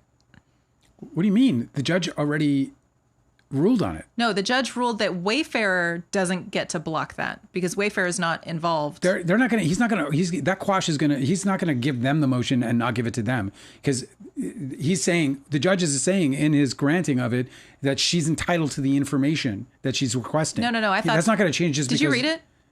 No, but it was denied. I know. I'm saying that the reason why it was denied was because they don't have standing in the first place, not because he believes that she's entitled to the information. Oh, okay. But that it's the other way, that they're like, Wayfarer, you're not allowed to do that. So they'd have to you don't file. get to do that. Not that Blake Lively is allowed to do that, so you don't get to do that. So you think the insurance company is going to file? Well, I guess we'll see. I think the insurance company is going to be like, why am I in this? You know what I think they're going to do? I think they're going to provide the documents, because insurance companies are mostly they comply with subpoenas. A good point. That's a good I think they're going to be like, oh, here they are. Do with them as you please. That's what I think the insurance company is going to do. It's true. It's definitely the easiest. There's no privilege. It's the easiest thing to do is just to comply instead of fight it, because then you have to go back and forth. Ricardo, my opinion is, from what I'm seeing on the videos, how about the guy in Latin America being subpoenaed by Blake? Well, I think Blake Lively is very simply trying to establish that they are using a network of influencers globally to smear her, so it's relevant. So of course she wants to find out if this is happening. She also wants to find out if Bryan Freedman directly is involved in that, because she, as she mentioned in her deposition, suspects that he, and I think we all do, that he's involved in the smear campaign. I came across that audio that I downloaded for the TikTok I made that I didn't produce. I know. With the Megyn Kelly interview. Bryan Freedman was like, he was feeling it. And Megyn Kelly said, "Are you going to sue Blake Lively?" And he goes, "Into oblivion." I'm going to sue her into oblivion, Megan. Yeah. Wait till you see this lawsuit, he said. The one that got thrown out. Yeah, I know. Wait till you see this one. He said, "This isn't just a lawsuit." This is what he said. "This isn't just a lawsuit. This lawsuit has evidence." That was the best. He said that. That was my favorite. I was like, is this your first day? Like, do you even know what your job is? I can't even believe he said it. And then she was like, she was like, oh, really? He's like, yeah. He's like, "What are you going to sue him for?" And then there's this long, uncomfortable silence. He was like, He's like, "Well, wait till you see her." He goes, He just had no idea how to fucking She's like, even what are you respond going to to that. sue Blake Lively for? And So what are you going to sue her for? Wait, let me hang on a second. I have it written down here somewhere. And the hilarity of it, of course, is that, he's like, into oblivion. Like, And as then it's if not he had, top there of was, mind. Why? that shit got tossed out with I the love trash. it. We have to play that. We have to put that together. It was really ridiculous, especially in hindsight, since his whole stupid lawsuit got thrown out. I think it's super important that everybody that is interested in the content creator subpoenas recognizes and keep it top of mind, okay, that these subpoenas are to obtain information about the defendants in the lawsuit. I think everybody seems to get lost on that. They think that she's targeting content creators. Blake Lively simply wants to know more about the defendants in her litigation. Feldbaumling is saying it perfectly. You can't complain that Blake Lively has no evidence of the untraceable smear campaign, and also complain that she subpoenaed content creators that might be linked to said campaign. I know, right? Like it's perfectly said. Like you can't have your fucking cake and eat it too. Then if they didn't get involved in it, if they weren't fucking involved in any kind of smear campaign, what are they worried about anyway? If she doesn't have evidence, then you should be giving her as much as you can so that you can make sure that she doesn't, that she sees everything and that there was no evidence. If there was no SH, if there was, Delicate said, although she said she doesn't remember for sure, but she said that it's possible that, what was it? She said that it was possible that Blake Lively, now I gotta go try to find it. God damn it. I saw a comment. Delicate, where are you? Getting sued multiple times kind of tells you the problem. Yeah, that's the other one. Delicate brings up a great point. It's like people, literally Blake Lively's been sued 0 times. Literally 0 times. No directors have come forward other than Justin Baldoni accusing her of stealing movies from under them, pulling the rug out. She's the one who used the term pulling the rug out from under them. And she used that as a cautionary tale to a bunch of women saying, make sure that you're forthright, because in a man's world, they're going to look down at you for doing that. And that was the nice having ambition. That was the nice way of doing that, because any dude who shows up as an associate producer, let alone an executive producer, and they work their way up, they're going to be congratulated and rewarded along the way. And I know this. I witnessed it over and over and over again. Yeah, of course. It's everybody's like employment advice. Start at the bottom and then climb up. And it's the same. Stupid. It's like the carny, right? The films are like carny. These guys, these crews, they come in and out like carnival fucking workers, and they're always working their way up within their groups, within their core departments, whether it's camera department, wardrobe, whatever it might be. And in Blake Lively's situation, she's above the line, right? She's obviously a movie star and an executive producer. So her sights, if she's ambitious, are going to be on that coveted producer role. And it's coveted because it gives you the most control, because it's your cut that usually makes it to the screen, not the director's cut. That's reality that Justin Baldoni didn't want to accept. I was looking for a comment by... Oh, Melissa Jane makes a good point. When Baldoni asked about Blake Lively's weight to her personal trainer, he admitted to that as well. That was another one of her complaints. That he was... Yeah, again, and now when you read the CRD, it tells you about what is, gives you parameters for what would be considered a severe complaint, the kind of complaint that you would litigate, potentially. Yeah. And that probably wouldn't fall under a litigation. And this is what's so important about all this, because people don't want to understand. They want to grip onto this idea that her complaints don't have weight to them, that there's not severe enough for litigation. And that may well be true. I don't know. I mean, I don't know where the standards are in terms of that. But it's the retaliation. It has nothing to do with whether or not her complaints are or his actions or their actions were severe. Yeah. Like it doesn't matter. I mean, no, it's true. They can be minor and it's still a complaint, and he's obligated. It can be out of ignorance. Like he can be ignorant enough not to know that he shouldn't be talking about a woman's body and her weight, particularly a postpartum situation. In a postpartum Jesus situation, Christ, dude. Like, what's your? But if he problem? didn't know that, if he didn't have the, if he didn't know that, he's like, I'm supposed to lift her and she looks fat. Can you tell me how much she weighs so I can so I can bench press? Right. You know what I mean? Which wasn't even in the fucking script. I know. Well, apparently, or if it was, you can rewrite it. In the script, it says that he scooped her. And Justin Baldoni is writing sex scenes here, right and left. He is modifying the script every other place. Yeah, I mean, it happens. What I'm saying is, if he felt like she couldn't be safely lifted by him, safe for him, right? Yeah. Then he could have just changed the word scoop into whatever action, you can... Pulled her by the arm. Consult a fucking choreographer. Fucking you know what I'm his saying? arm around I'm her sure you fucking can do shoulder. scooping in a way that protects your back. Block it out. You know what I mean? Yeah. Yeah, it's weird. I'm reading It Ends With Us. Well, not reading. I'm doing the audiobook. That is considered reading scientifically. I know, it's true. There's a bit debate about that, and I don't No, have there's it. not. Science says it's reading. I don't have an opinion one way or the other. My point is that I have been going through the audiobook of It Ends With Us, and there is a lot of lifting. So it might be because he's still operating off of the book and not the adapted screenplay that he's supposed to be filming. Yeah. The adapted screenplay that he got financed, that he's directing, the adapted screenplay that all of his actors have read and that they're working from.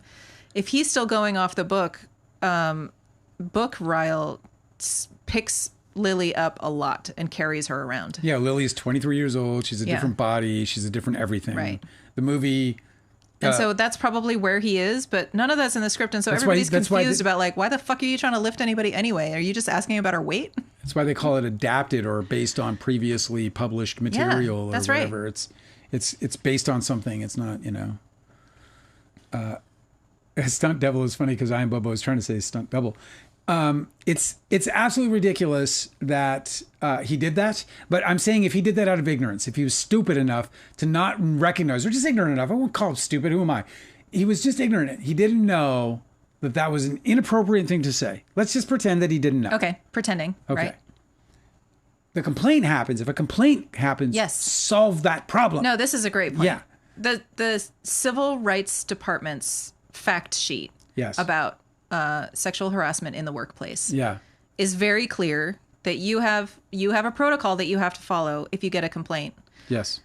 And what you do in order to address your complaint and protect your business legally, right, is that you have to follow the protocol regardless of whether you think the complaint is serious or not. If there's a complaint, this is what you have to do. So there's a lot of people who are like trying to qualify her complaints about whether, like somebody said that, you know, how puritanical do you have to be to think sexy is offensive or whatever? Like, bro, that's like missing the point entirely. You don't get to say. You don't get to say, and the Civil Rights Department is very clear that it literally doesn't matter. Do you know that could have been the words? That could have been the words of an attacker. Oh, I know. Well, also there could have, yeah. Also, in somebody's past, you know, you don't know what yours. The whole point of understanding the sensitivity around you or being responsive to the sensitivity. You know, look, we already know that they had some awareness of it because we know that Jamie Heath, apparently, if what we've read is true, that Jamie Heath showed up on set day one, maybe it was day two. Yeah, and he went to hug somebody and he was like, oh, wait, I guess we shouldn't be doing this because we already have HR complaints day one of filming. So they knew. You know, they knew that it was... Like, bro, listen to yourself. Yes. Like, he could have protected his business right then. Right there. Right then and there, he could On have the been spot. like, wait a minute. If we already have HR complaints, maybe we should really just zip up our behavior entirely instead of just... All you got to do is like about a hug. straighten that out. Yeah. Like, this is the problem that this was the problem they had, was that they didn't have enough, self-awareness to take care of these problems. And then they can skirt off and they can go and do their little man enough podcast where they get to sit around with a bunch of dudes and talk about grape and eat fucking spaghetti. Do you know what I mean? Yeah. They can do that if they can at least hold the front up long enough to answer the fucking complaints in a satisfactory manner. Also, just to clarify, her complaint about the sexy comment wasn't that he used that word. Her complaint about the sexy comment is that he said, that's sexy. And she was like, not really what I'm going for. Like, that is a very clear rebuff. Yeah. Right? Yeah. And he said, okay, fine, hot. Like, annoyed.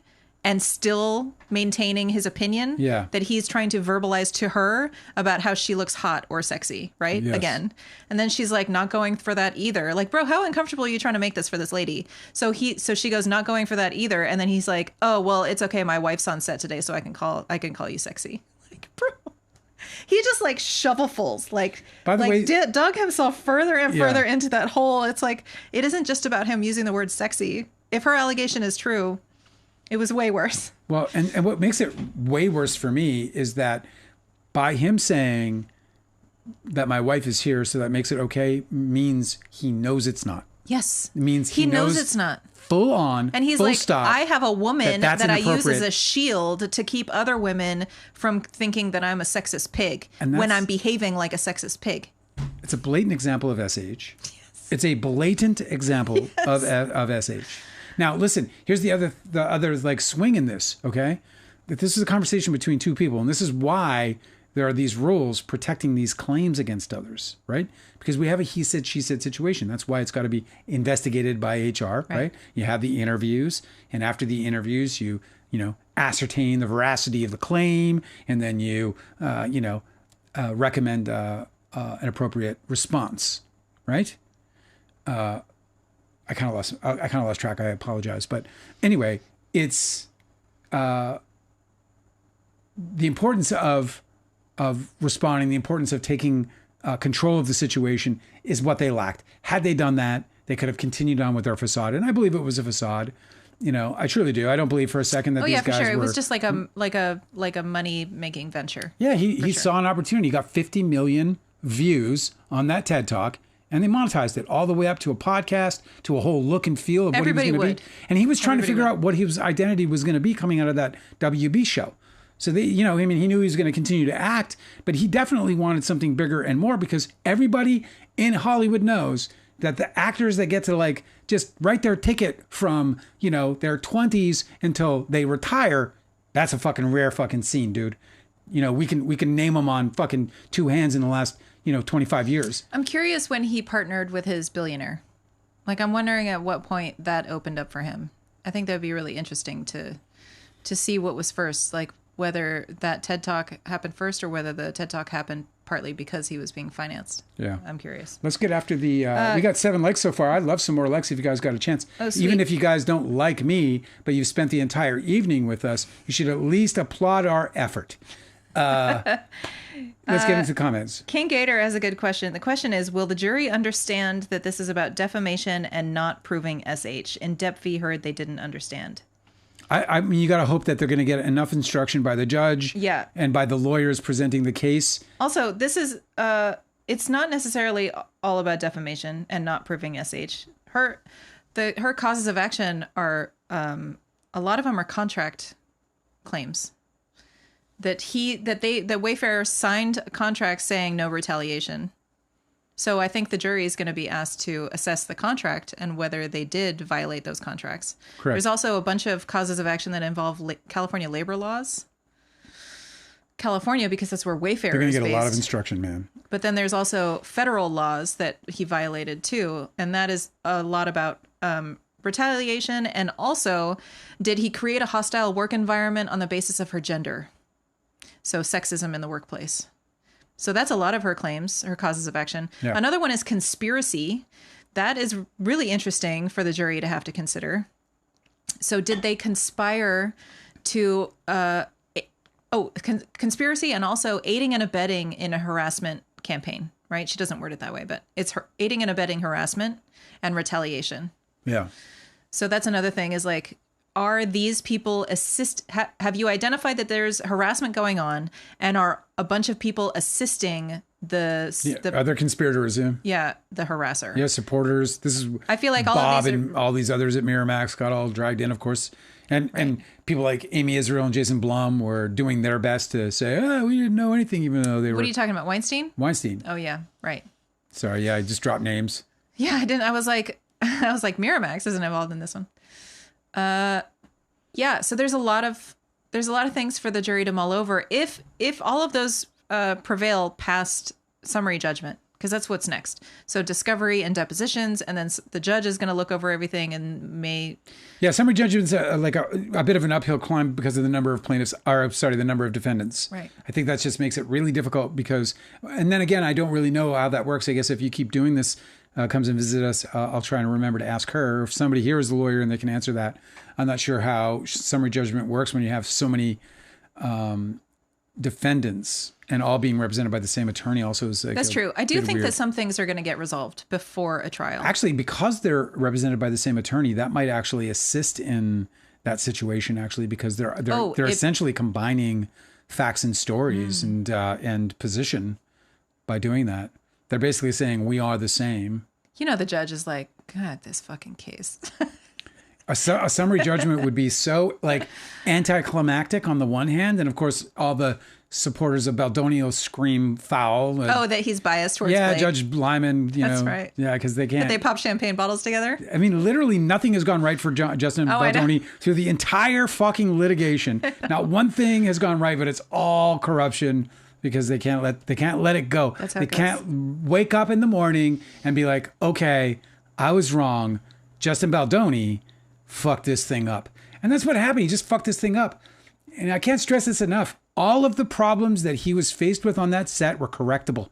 Every single one of those problems could have been remedied in the fucking moment. He didn't even have to fret. He didn't even have to waste any energy. Like he could have just been like, okay, we're going to deal with this right now. He would have prevented himself from committing more of those offenses too, if he had taken the first one seriously. Exactly. The early filing is the moment where you're like, you should have been. It was the early filing. Dude, where you should have been like, batten down the hatches, kids. The first month, it's one offense from Justin Baldoni, one offense from Jamie Heath. Yes. And then one offense from both of them. With the birthing video, it was Jamie Heath asked Justin Baldoni, should I show her this? And he was like, yeah, dudes, totally show it to her. And then he goes over with the video in hand. After the fact. Without asking her. Yeah.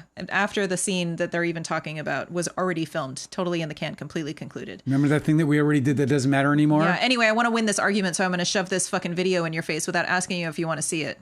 You know what I mean? That's antagonistic. It is. So the third one in the very first month of their filming, the third one involves both of them. So those two dudes could have been like pulled into the HR office by their ear, right? Easily. and just been like, you guys need to fucking correct your behavior because we got a problem, you know? And then none of the other ones would have happened and she wouldn't have had to write her 17 I'm points saying, or whatever. dude, and the same situation with the settlement letter or the letter of responsibility or whatever, the one where Blake Lively had not yet learned that he had launched this crisis campaign against her. And instead she thought that a lot of the bad reputation damage was coming because of the swirling out of control rumors surrounding their press junkets, their separate press junkets. Yeah, that Ryan Justin Reynolds Baldoni unfriending him, Right. the other cast members unfriending him. So she created that statement and asked Justin Baldoni to consider signing the statement. And the statement, if you read it from top to bottom, it was clearly just a draft. It was not some kind of final document whatsoever. These people are far too polished. Do you want me to read it again or no? You can if you want. If we get, I don't know if we need to read it. Okay. But the statement was very, very clear and clean. It's a little like I can understand why at first they'd be like, "Wow, this is a hard position," because the very first line, the very first couple of sentences of the statement take a very strong stance of responsibility for a set that lost control. Yeah. But the rest of the statement is perfect in terms of reputational mending, healing. They're like, hey man, we're gonna learn from this, we're gonna grow, and I just want you guys to know. And it's so funny because I've constantly said all Justin Baldoni needed to do after the filings of the lawsuit was stand up against the idea of, and he sent his lawyer out. Like, think about this, guys. Like, he sent his lawyer out. He was okay with. They're an employee ostensibly. Oh, yeah, I know. Lawyers do what you tell them to. The lawyer is representing his client in the media. If he ever does an interview. That lawyer's not going out on his own. He's going out with permission. Yeah. He doesn't have this carte blanche publicity. Justin Baldoni approved him going on these shows and saying the kinds of things he said, and it continued. I know. That's all the evidence you need to know that this is bad, dude. Bad. His Bryan Freedman said in that interview, I am not aware of any HR complaints. Not a single HR complaint. He did. So Justin Baldoni. So, okay. The lawyer did draft. Apparently, Bryan Freedman was the author of those pages that I read about them admitting that there were these HR complaints. Okay. So what the fuck is he talking about? Does he just mean like a document that was filed?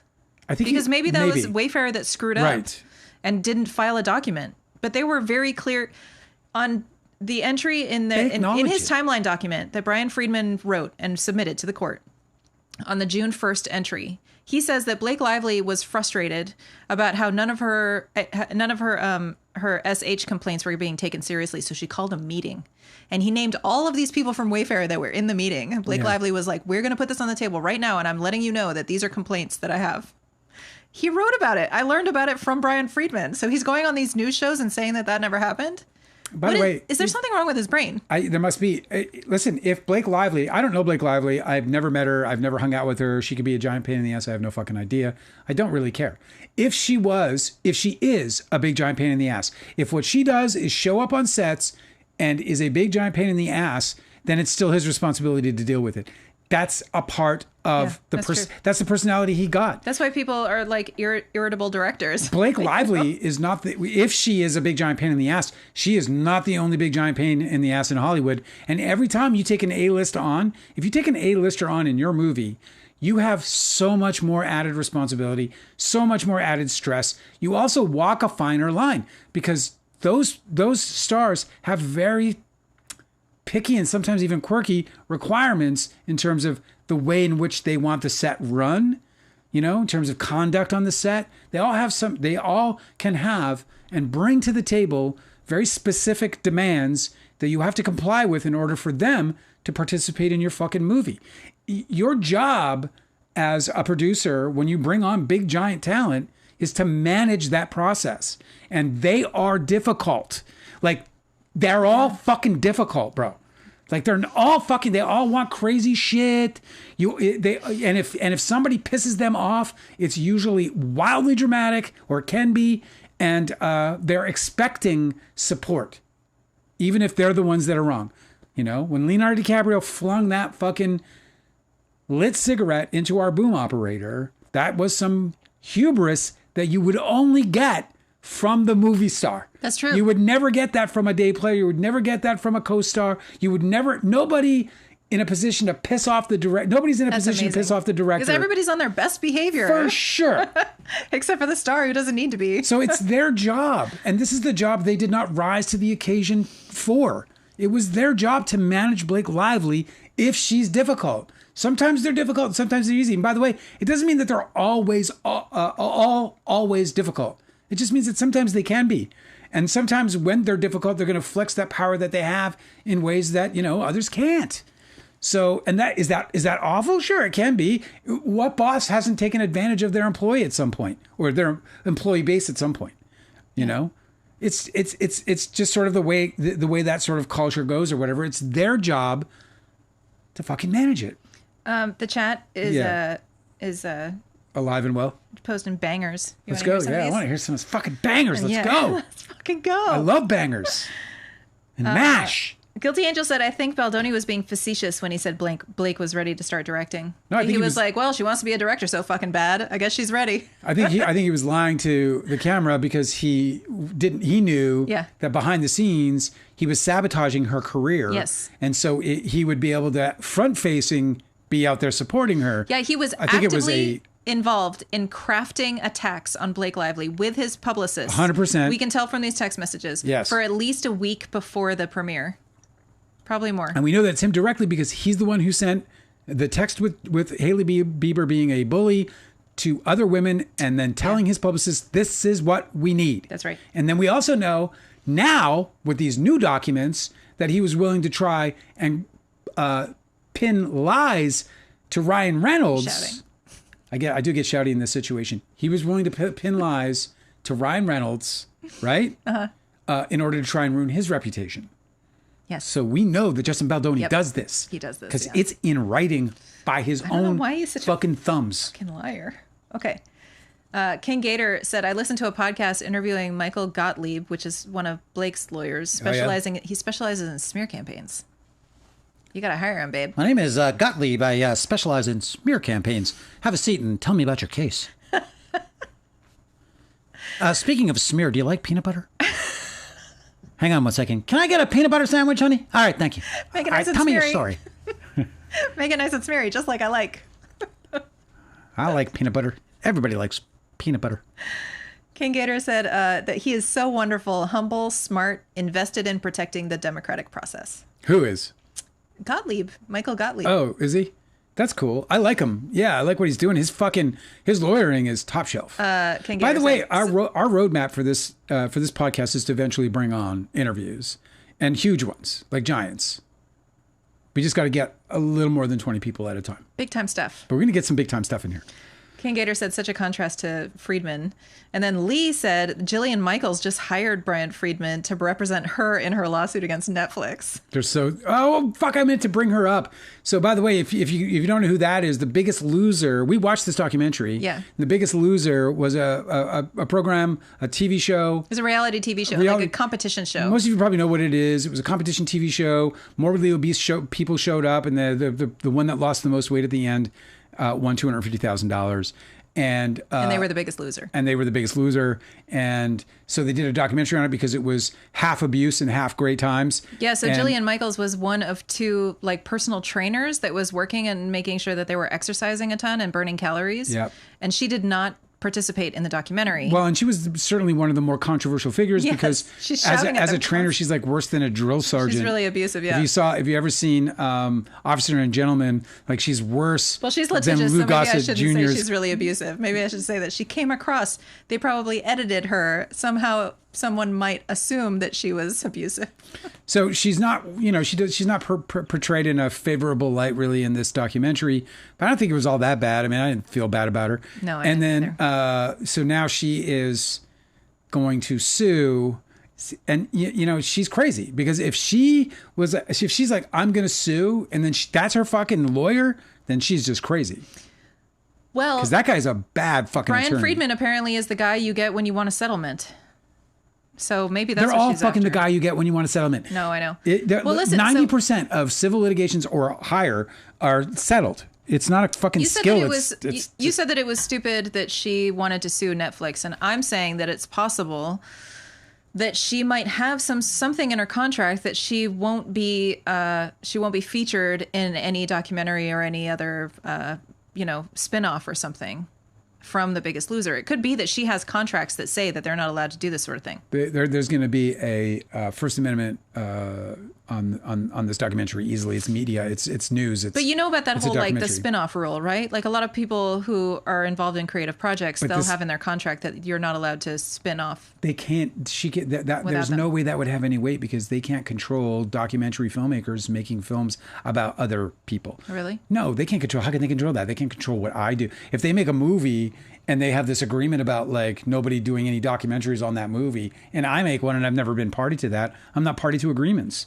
So Netflix isn't party to that agreement. Yeah. So the only people that they're suing Netflix or that she's suing Netflix is just it's fucking egregious, and it's also frivolous in my opinion because Well, it is Bryan Freedman. the only lawsuit that should be flying here would be a lawsuit against any of the participants if they were violating some kind of contract. So that would be the other trainers or the Right. producers. The executive producer was there. JD Roth was there on. So these guys are all legally cleared. These guys have lawyers. She has nothing.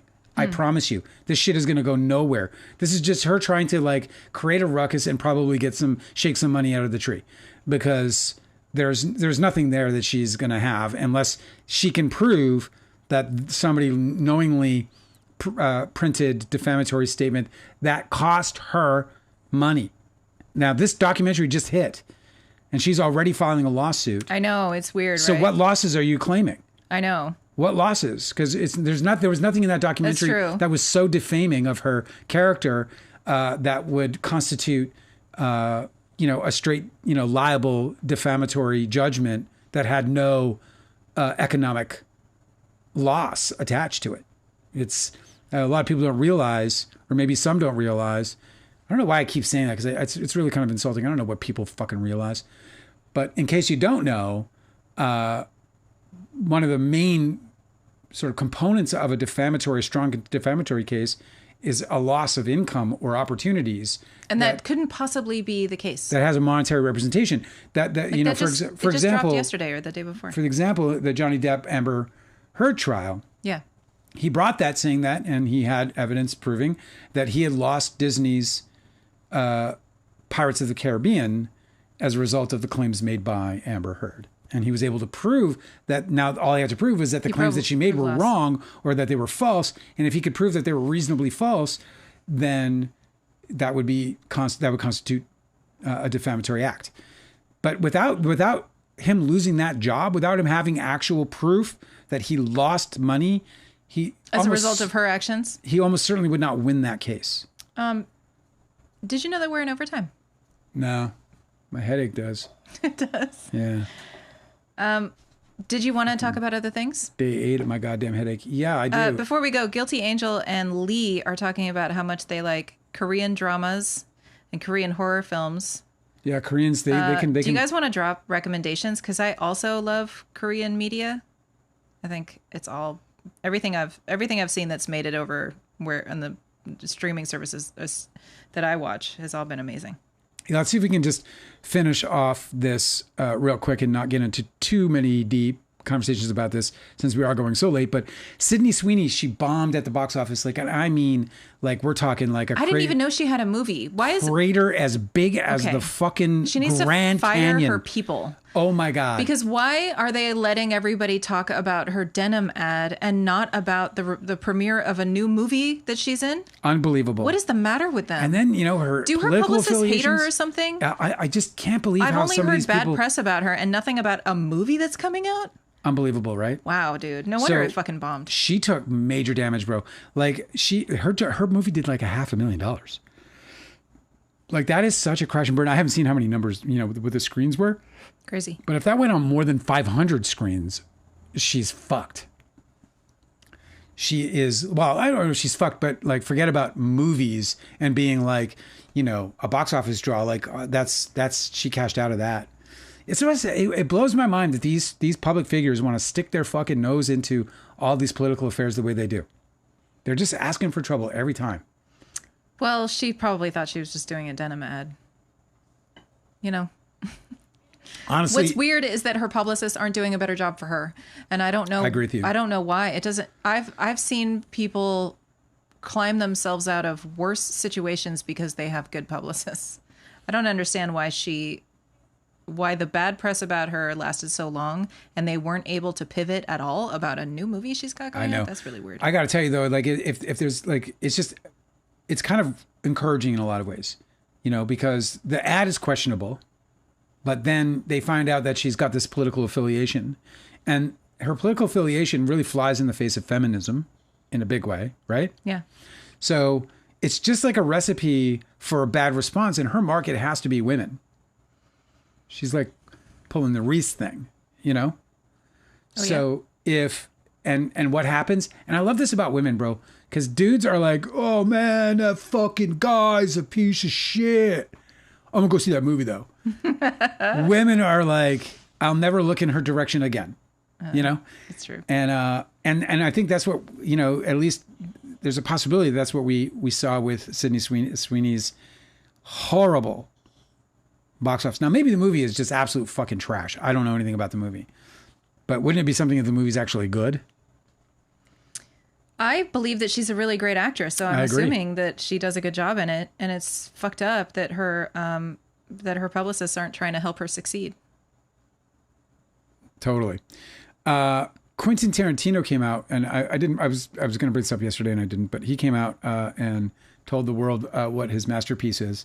And it struck me right away. Listen, Quentin Tarantino is obviously a fucking immense talent, and I'm not going to speak about his talent, but the guy doesn't do it for me in so many different ways. Tarantino? Yeah, he just fucking doesn't do it for me, man. Like the whole Salma Hayek scene, I just can't get past it. Well, dude, you probably have a good read on people because he's kind of a terrible person. I didn't realize this until recently, but remember when everybody was sort of doing their like press tour confessionals about the things that they endured in the 90s because of Weinstein? Yeah. Uma Thurman she did a whole article and she was talking about Weinstein, but she was also talking about how Tarantino almost killed her when they were filming Kill Bill, and it was completely avoidable, and he completely ignored like normal safety procedures. It was like a car stunt, right? Yes. Instead of putting a stunt person and in protective gear, he just had this classic car and he put Uma Thurman in it and had her crash. Or no, I'm sorry, had her drive in this unprotected area where she ended up like hitting a bush, losing control, and crashing the car, and that she was like severely injured from that. Yeah. Well, and this goes in, yesterday we talked a little bit about Black Swan and how Mila Kunis was talking about what she had to do to her body, including not eating. Yeah, right. And you just think like, they have all the, they bring in intimacy coordinators after Weinstein, and they take all these steps to protect these people from, potential predators, but there's a different kind of predator in Hollywood. There's the kind of predator that will put you in danger for the shot, or, that will literally cause you physical harm for the shot. And it gets out of hand. And that's, I think, something that's going to have to change in Hollywood if they're going to expect, or they're going to see a rain of lawsuits eventually. But what's so interesting about it is the leverage that the opportunity has for the filmmakers and for the studios, because you're able to like fucking convince people to do shit because you're Tarantino, because you're in a major motion picture that's gonna obviously be beloved and considered among the best movies ever made because it's made by the great Quentin Tarantino. Yeah, and so they take these liberties with that because you want to be in a Tarantino movie. You're going to shut your mouth or what? You're going to shut your mouth. Yeah. You're going to shut your mouth because this is bigger than your problem that you have. That's right. It's bigger than your opinion that you have. It's just such an easy way to completely escape any kind of accountability. Yeah, because people are like, okay, it's just, this is a temporary thing. What I'm thinking about right now is the next thing. And I want to make sure that there is a next thing. So I'm not going to let them brand me difficult to work with. Because remember, Justin Baldoni is labeling Blake Lively difficult to work with right? Yes. And that is exactly what Harvey Weinstein did with his victims that named him or complained about him or didn't comply with his victimization. If you guys read the book Catch and Kill by Ronan Farrow, it is all about how he systematically ruined their working reputations. Yeah. And people would ask him about certain actresses that had worked with Miramax and whether they should cast them in their movies. And he would be like, no, she's really difficult to work with. You'd be better off just choosing somebody else. God. So fucked up. It's so gnarly. There's a bunch of stuff that keeps coming out about it. You know, obviously I have my story in my book, but you know, Different Strokes. You know that show? Yeah. With Gary Coleman. Right. And the other guy on it, his name always escapes me. But the older brother, the kid who played the older brother, he said that Gary Coleman's dad tried to get him fired. What? Yeah. That's fucked up. And, you know, I don't know how true it is, but like, fuck's sake, man. You know, like, what is wrong with these people? You can't fucking be cool. It's but just dude, so upsetting. when I first heard Bryan Freedman and Justin Baldoni like trying to frame Blake Lively as difficult to work with, I was like, there it is. Yeah, that's a lot. That is a big tell. It's true. It's true. So Quentin Tarantino, in an interview, spoke about his films, and he mentioned what he considers his masterpiece, which is interesting because I don't know that I would ever speak about myself in such a way. But, you know, hey, man, you do you. His masterpiece, according to him, is Inglourious Bastards. Okay. I did see that movie. I thought it was fantastic. How do you feel about it? I haven't seen all of Quentin Tarantino's movies, though. I liked that one. I felt like it was a little bit like disjointed in parts. Like there were, I don't know. Here's the thing. There were a couple of moments where you're like, how did we get there? Here's the thing about every film up to Inglourious Bastards. All of his films were edited by Sally Menke. By Sally Menke? Sally Menke passed away in 2010. And so Django Unchained and Hateful Eight and Once Upon a Time in Hollywood, the films that Tarantino made since Sally Menke passed away. Yeah. Those were edited by a guy that edited the Fast and Furious movies. Oh, really? And the difference is fucking stark. Like, Sally Menke I didn't realize this until she was gone, but she had a real eye for pacing that made all of those movies like such an adventure. Like you're with him every fucking step of the way, no matter what's happening. Mm-hmm. In the talking scenes, in the action scenes, it's like, it feels the same. You're like, I'm in this. There's also like a real application of like finesse and like an understanding of what, I don't know. Sally Menke was brilliant. And I didn't realize what we had until we lost her. Yeah. Well, his favorite movie, sorry, not his favorite movie, his masterpiece, according to him, Inglourious Bastards. Yeah, she worked on that one. I get it. Do you know what he thinks? Do you know what his favorite movie of his is? Do you know what that is? Probably his last one. Once Upon a Time in Hollywood. That is his favorite movie. And I say that because he novelized it after. So did he? He kept working on the. He can't enough. He kept working on the story after it was filmed. I need more. Yeah, it's his favorite movie. But then there's a movie that he said that he was born to make. This movie, he said, was the movie that he doesn't think anyone else could have made. Do you know what that might be? Can you guess that one out of his entire catalog? Pulp Fiction? Nope. It's Kill Bill. Oh, yeah. Well, yeah, that makes sense. Yeah. He said Kill Bill is all the movie. Of his like signature, like Tarantino stamp type. That was an incredible achievement for sure. He's a great example of how I say you can separate the art from the man, because I'm not a big fan of Quentin Tarantino, the man. Just from what I know about him, I've never known him. I met him once. But just from what I gather and what I glean, like there's a legend, for example, where he wrote, a lot of people don't necessarily know that he wrote Natural Born Killers, but he wrote that original screenplay. But Oliver Stone wildly changed it. I actually read Quentin Tarantino's screenplay. It read more like Badlands, if you know that movie. Yeah. Terrence Malick's Badlands. If you haven't seen Terrence Malick's Badlands, if you haven't seen it. Yeah, it's so good. Fucking brilliant. You should definitely watch that movie. And definitely like every single one of those types of movies, like Natural Born Killers that came after. California. Definitely inspired by California. Yeah, with a K. Yeah, California with a K. Right? That's the Brad Pitt one. They're all the same movie. They're like Bonnie and Clyde. Tarantino's script read more like Badlands. It didn't have any of that Rodney Dangerfield stuff, like that whole sitcom shit and all that. None of that was in the script. So I thought that was brilliant. So fucking Oliver brilliant. Stone came up with that? That was all Oliver Stone. That's all of him. He did the whole he really emphasized the media, the media's involvement or whatever. Yeah, that was really cool. In like a serial killer hysteria. Right? Yeah. It's so smart. So anyway, according to Quentin Tarantino, at least this is the legend, he hated it. Like to this day hates it, thinks it's the worst thing they ever had, believes his script was butchered by Oliver Stone. I mean, I would feel the same way if it was drastically changed. I saw that movie on opening night at the Man's Chinese Theater. I saw the midnight screening. I went home. I went to sleep. I woke up. I saw the first matinee.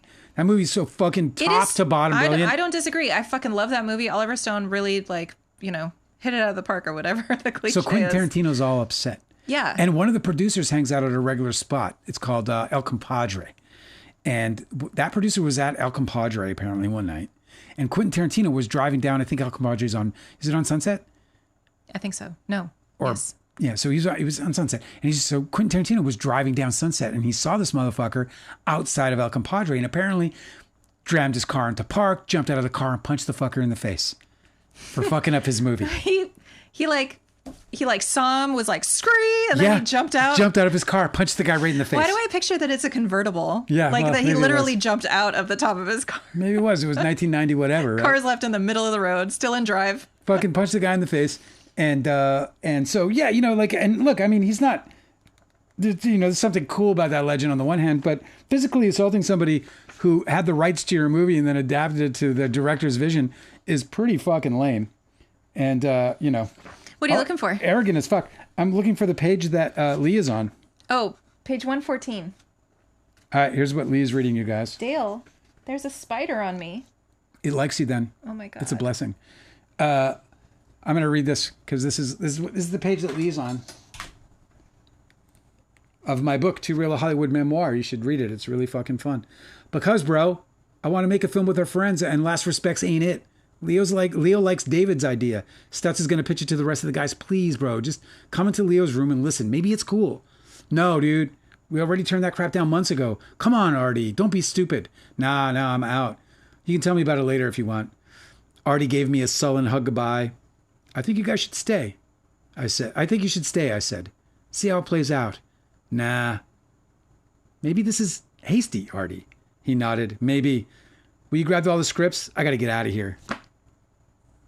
And that scene is because this was the birth of Don's Plum. Literally, Lee is reading the actual birth of Don's Plum. Because in that moment, Leo had turned down a short movie that we're going to make called Last Respects because the script wasn't strong enough. And the producer that was attached to that script and bringing the money, David Stutman, pitched pitched a script that he had been writing as an improv movie. And the guys bought it. Ta-da! Don's Plum was born. And all the world rejoiced. I've had a good time. Thank you for those who have new to the spot.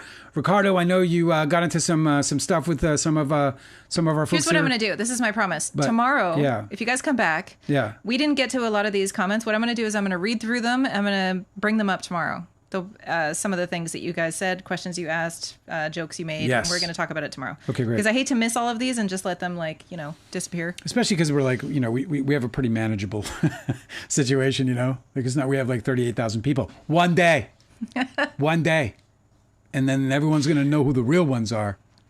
I don't even know what that means. You guys are the real ones. You guys are the real ones. Thank you for coming by. I really did enjoy your company. I hope you guys enjoyed our company. Thank you for the likes and the kindnesses. We will be back again tomorrow, 7 o'clock until 9 o'clock, or maybe we'll do overtime again if you guys keep us going like you do. I had a really great time. Yeah, me too. I really do love you guys so much. I hope you'll be back. See ya. Good night. Good night. Bye-bye.